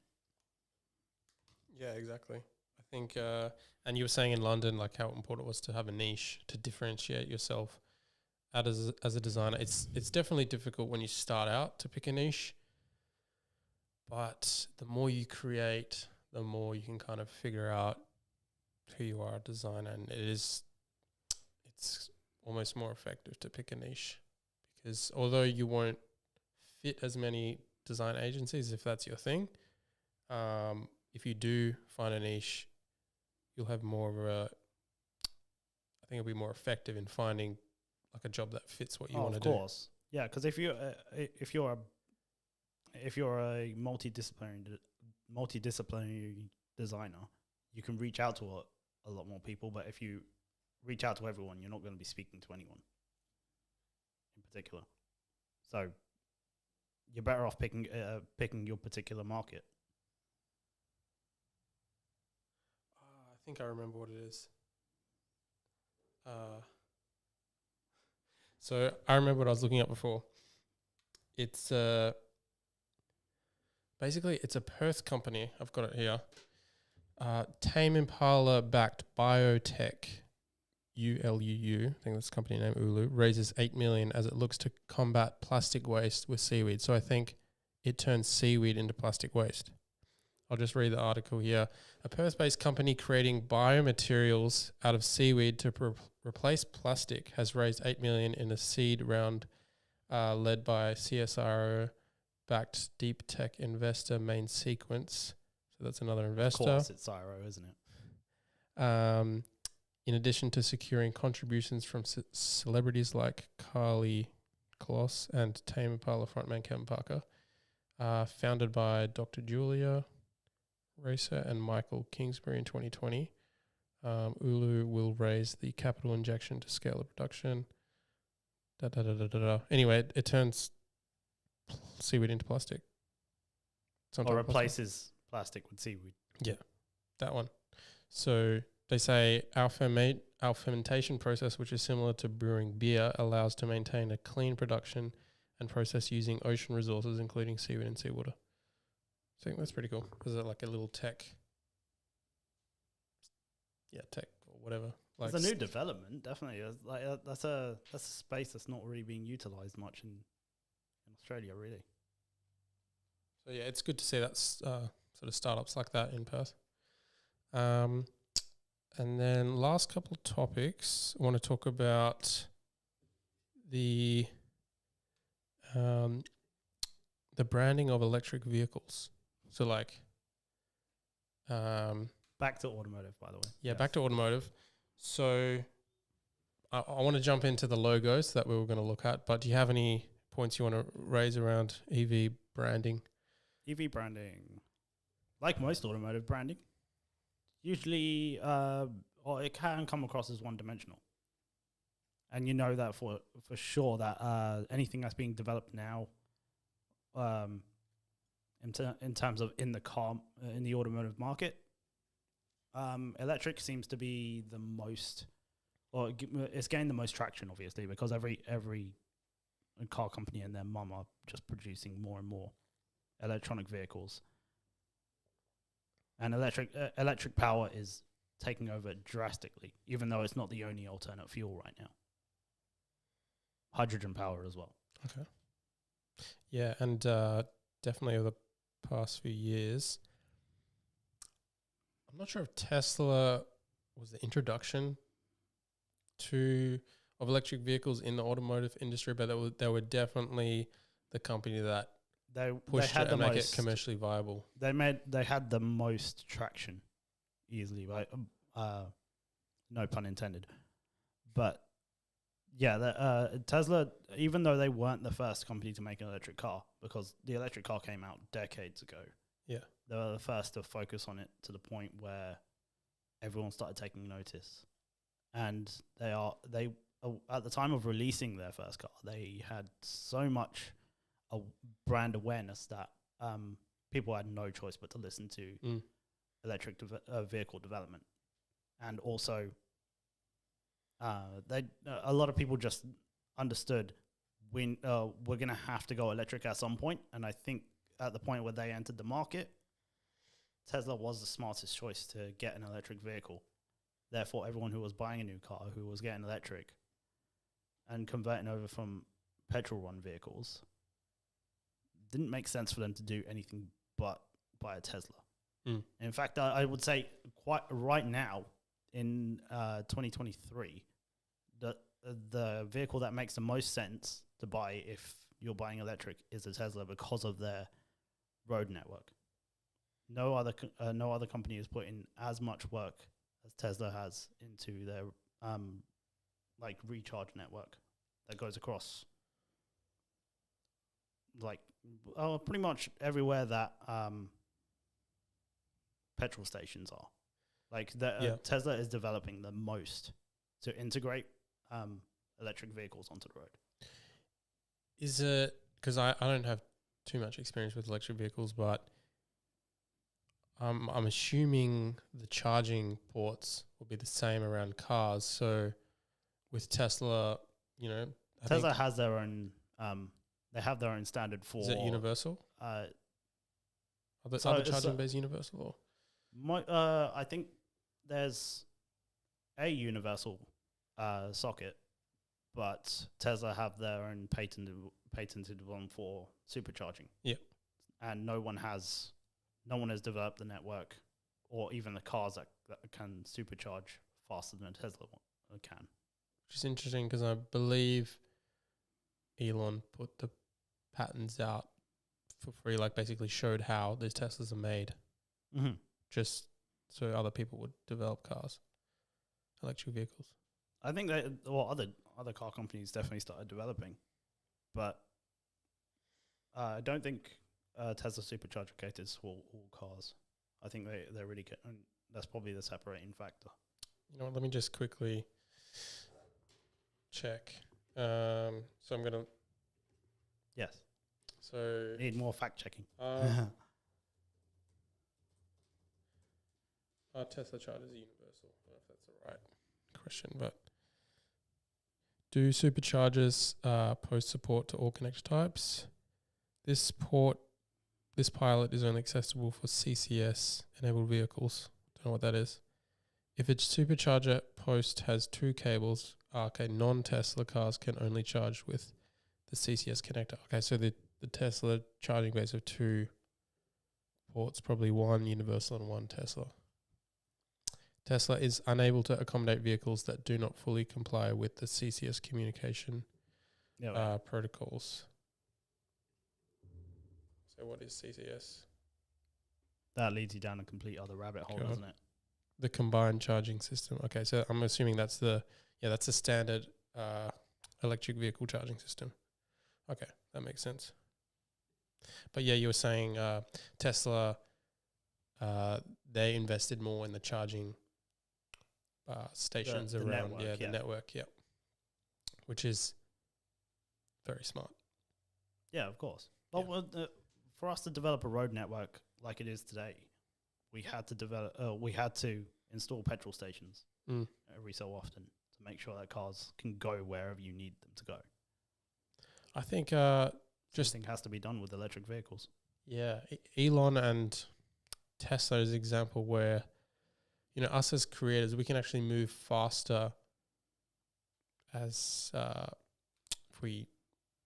individual creatives, or like, for example, Tesla as a company, than the government. The government will probably follow, you know, these innovative companies and follows the market. So now Elon, you know, pushed this market, invested in these charging bays. So now eventually the government's going to probably create like charging bays possibly. But that's a good example of how creative-minded people and organizations are ahead of government organizations and can create markets like that. Of course. Yeah. Let's jump into the logos for our last little segment. So we're going to look at some logo. Let's cross over those the automotive subject and branding again. Exactly. Designers pay attention. So these logos were rebranded in 2021, I believe. Let's fact check that. Sometime over the last 3 years. Yeah. So in the last 3 years, these logos have rebranded with the influence of electric vehicles. So Ash and I are going to look at them and we're going to discuss them. Yeah, so let's either rip them to shreds or compliment them. Let's see how good these car companies have done. I'll just for 1 second add in the window capture so you can see what we're looking at here. Of course.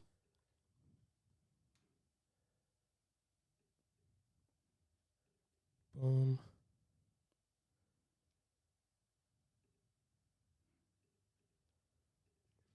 So I'm going to go in this corner.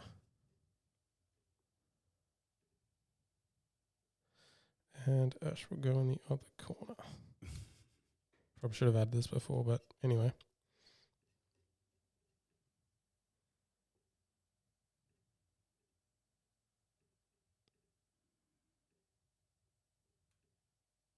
All right, so for our first one, we're going to look at who we got here. All right, BMW. So Bavarian Motor Works. Oh, is that what it stands for? I didn't even know. Okay, so we got BMW here. This is their old logo. This is their new one. What are your thoughts? Now, we know that to get to that point, they've already evolved considerably. Yeah. And a lot of people ridiculed this new one without the black ring on the outside when it was released. A lot of people just said, "Oh yeah, it's strong enough recognized if you just have the blue and the white circle." I'm actually not I'm not a hater of the new logo. what they evolved into actually made sense for the application, because they want the ring on there for the sake of logo application. They want to include the letters BMW on there, and it needs to work as a badge. Yeah, it's cleaner. It's definitely just a cleaner design. They just removed the 3D element of it. Yeah, that's certainly a trend at the moment. Like any car company that's moving with the times is taking away their 3D elements and making sure that their logo can work in a more flat manner. I'm not saying that's the only reason why you should go to that direction, but BMW I believe did a pretty good job, and after maybe a week of everyone moaning about their new logo, they understood it. I mean, this would look much better on like a nice vehicle, I'm thinking. Just, I don't know if I agree with the fill. So they've filled the inner parts and then the outside they haven't filled. Don't know if that works as well. Maybe that the inside should have also been a line to match it. Because if you think of like a really nice car, you want like those kind of minimal logos look a little bit better. Looks a little bit more modern. With the fill here, it seems like either they should have filled the outer ring or they should have just left the inner as an outline with the colors. Thoughts?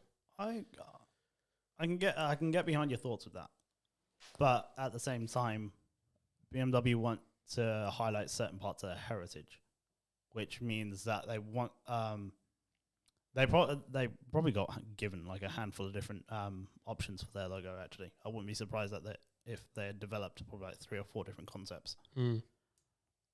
For them to have gone with this one, there must have been considerable marketing thought behind it, and as well as like they've got a completely different, let's say a different application for that on their actual cars as well. If you look at where a BMW logo is placed now, I think they were the first company to put their logo on the side of the car. True. So what do you rate this rebrand out of 10? Oh, I mean, not rebrand, like redesign. The logo redesign out of 10. Yep. I'll go with a 7. I know 7's not that strong of a number, but it's also not that weak. Okay, so actually, a lot of people have been doing this, rating out of 10, and then you can't choose 7. So out of 10, you can't choose 7. 8. Okay. But, actually, you know what? I should probably add a disclaimer to this. Let's not take into account what the rebrand has done for the company when we're giving these logos a number out of 10. Actually, sorry, I changed my mind. I want to keep 7 because I feel like that actually fit better. Okay, we're going to keep 7. Because visually, it's not as pleasing as a logo could be, but at the same time, it's done a pretty good job in the overall brand. Okay, yeah, I agree with the 7. Yeah. Okay, next we're going to go with Nissan. So, yeah, they did. They went completely flat with it. Yeah, they did a similar approach to the BMW. So that cleaner just used more just the important lines instead of using the whole circle and bar across. They've just simplified it. They also took away any potential color from it. So it's a lot more versatile of a logo right now because it can be placed on a lot more different applications. And although they took away the color, it also adds opportunity to add color because they could just fill in that black as well. Yeah, you could put that black or in its white form on any other color and it still makes sense as Nissan. And it would fit the EV market more obviously with a more modern approach. And I think probably the inspiration for a lot of these EV vehicles is making it look more like Tron. Like even if you look at the design of the newer vehicles, they're having like the line of the lights. Oh, of course. So, which is pretty cool. People just I don't know what it is about that, but it's just so aesthetically pleasing, isn't it? It just looks so futuristic just to have a line of LEDs that makes something look like it's glowing. And I've seen that more on delivery vehicles. I don't know if you've noticed that.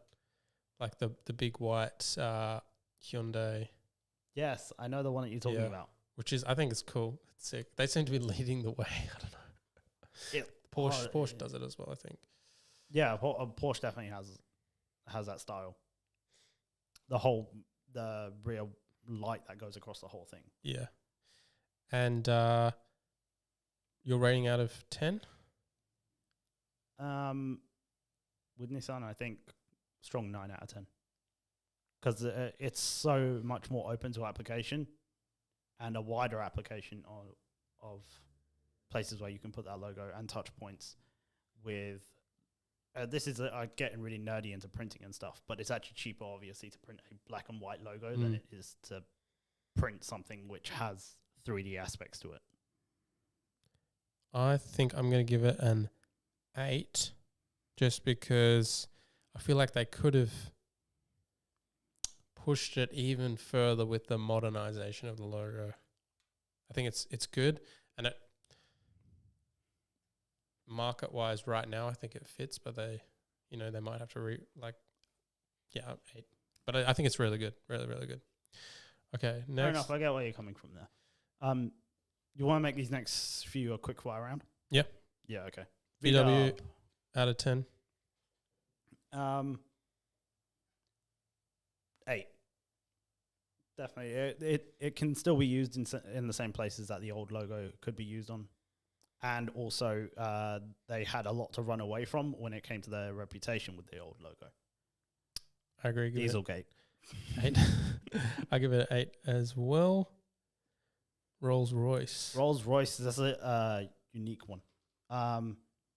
They already were heading towards electric vehicles when they redesigned this.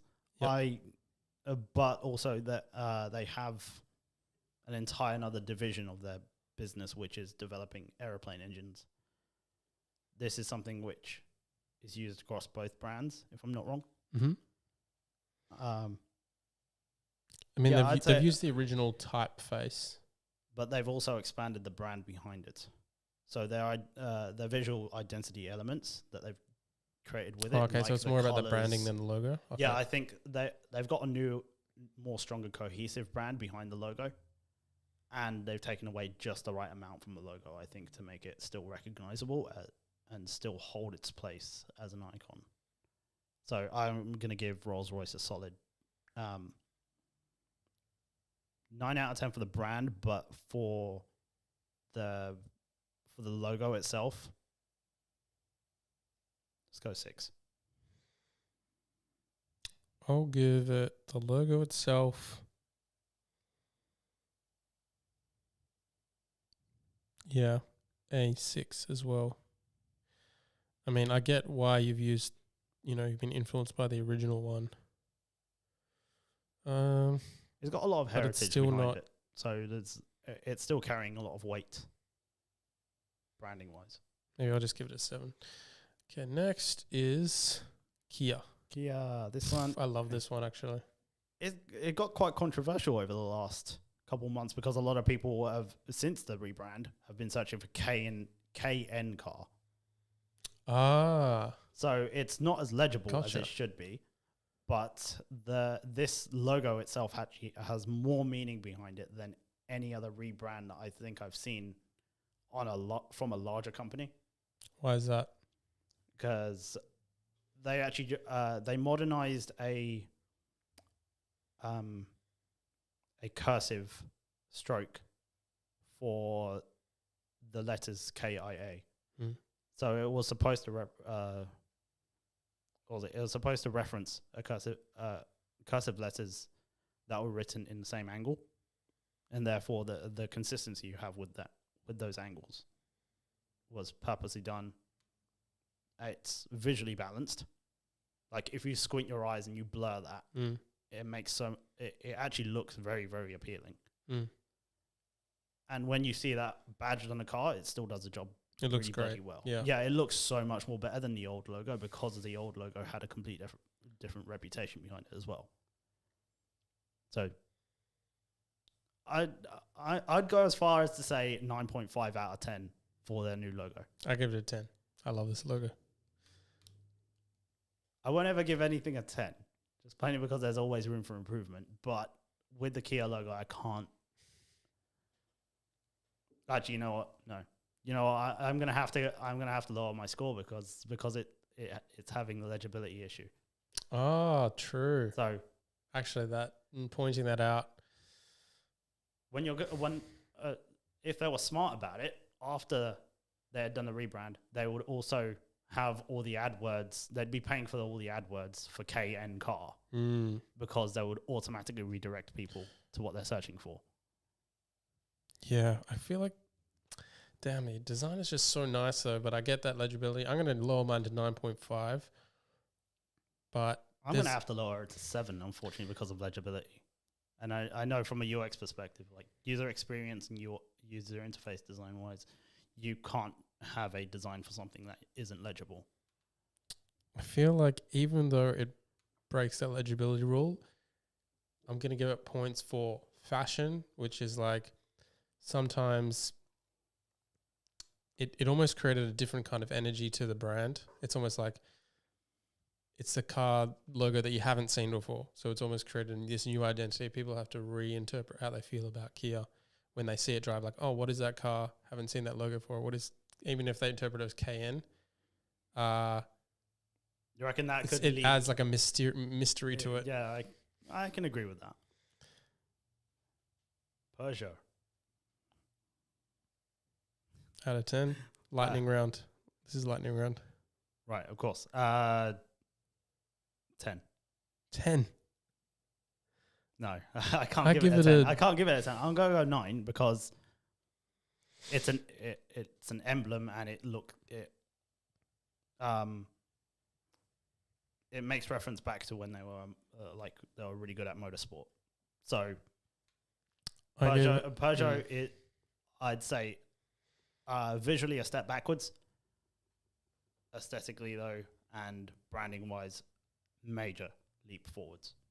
Yeah, aesthetically major leap forwards. However, I think looks a lot like Lamborghini, Ferrari, which... Are you just saying that because of the badge shape though? Yeah. Because yes, the Italians will pretty much claim ownership to that badge shape. So I give it I'm going to give it a 7. Okay, fair enough. Renault, another French brand. I like this one. I think aesthetically that's pretty good as well. I don't know what their branding stats are like, actually. I haven't looked up this one, but I'm going to go with 8 out of 10. I'm going to give it a 9.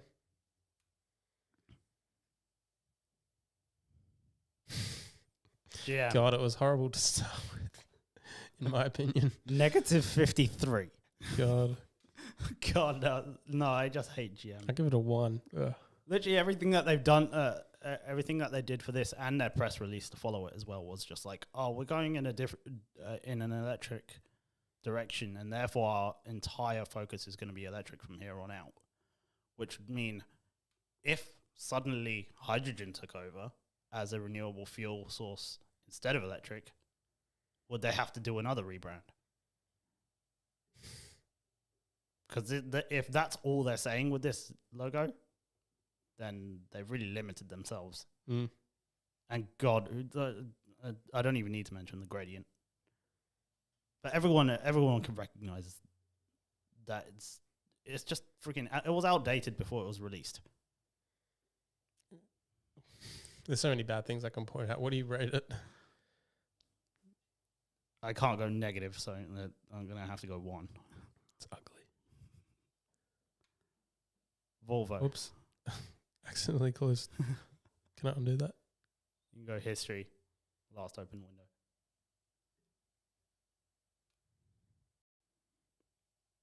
Volvo. I quite like what they've done with it. I don't actually think it's too different from what the brand was before, so I'm actually just going to go with 6 out of 10. I'm going to give it a 3 because I don't like the weight of the circle. I don't like the generic arrow. I think they should have changed the font. I can see why they kept it, but I think they should have changed to something more modern. So it's like an awkward blend of trying to be modern, but they're holding on to the past font. Maybe they. Although I don't know the reason why Volvo wanted to rebrand to begin with. Because they just wanted to be cool. Well, if it was just a result of being trendy, then I guess it's looking trendy. It's gone trendy. It's gone 2-dimensional, which is good. Clap for Volvo.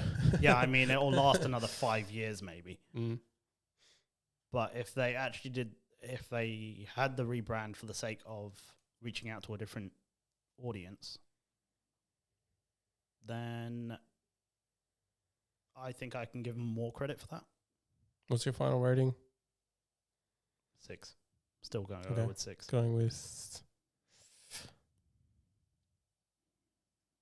4. Cool. Well, that's about all we have time for. Thanks, Ash, for coming on. Really appreciate you jumping on. Where can people find you and what you're doing online? Instagram-wise, I am Ash_Scribbles. Twitter, I am Ash_VADOLIA, my last name. That's ASH _ VADOLIA. Don't know why it took me so long to think of my last name. And I guess LinkedIn. Find me there. No doubt, it's a pretty good platform to be on. Awesome. Thanks again for coming on. Leave all the links in the show notes, and thanks for tuning in. Peace out, guys. Thanks, guys.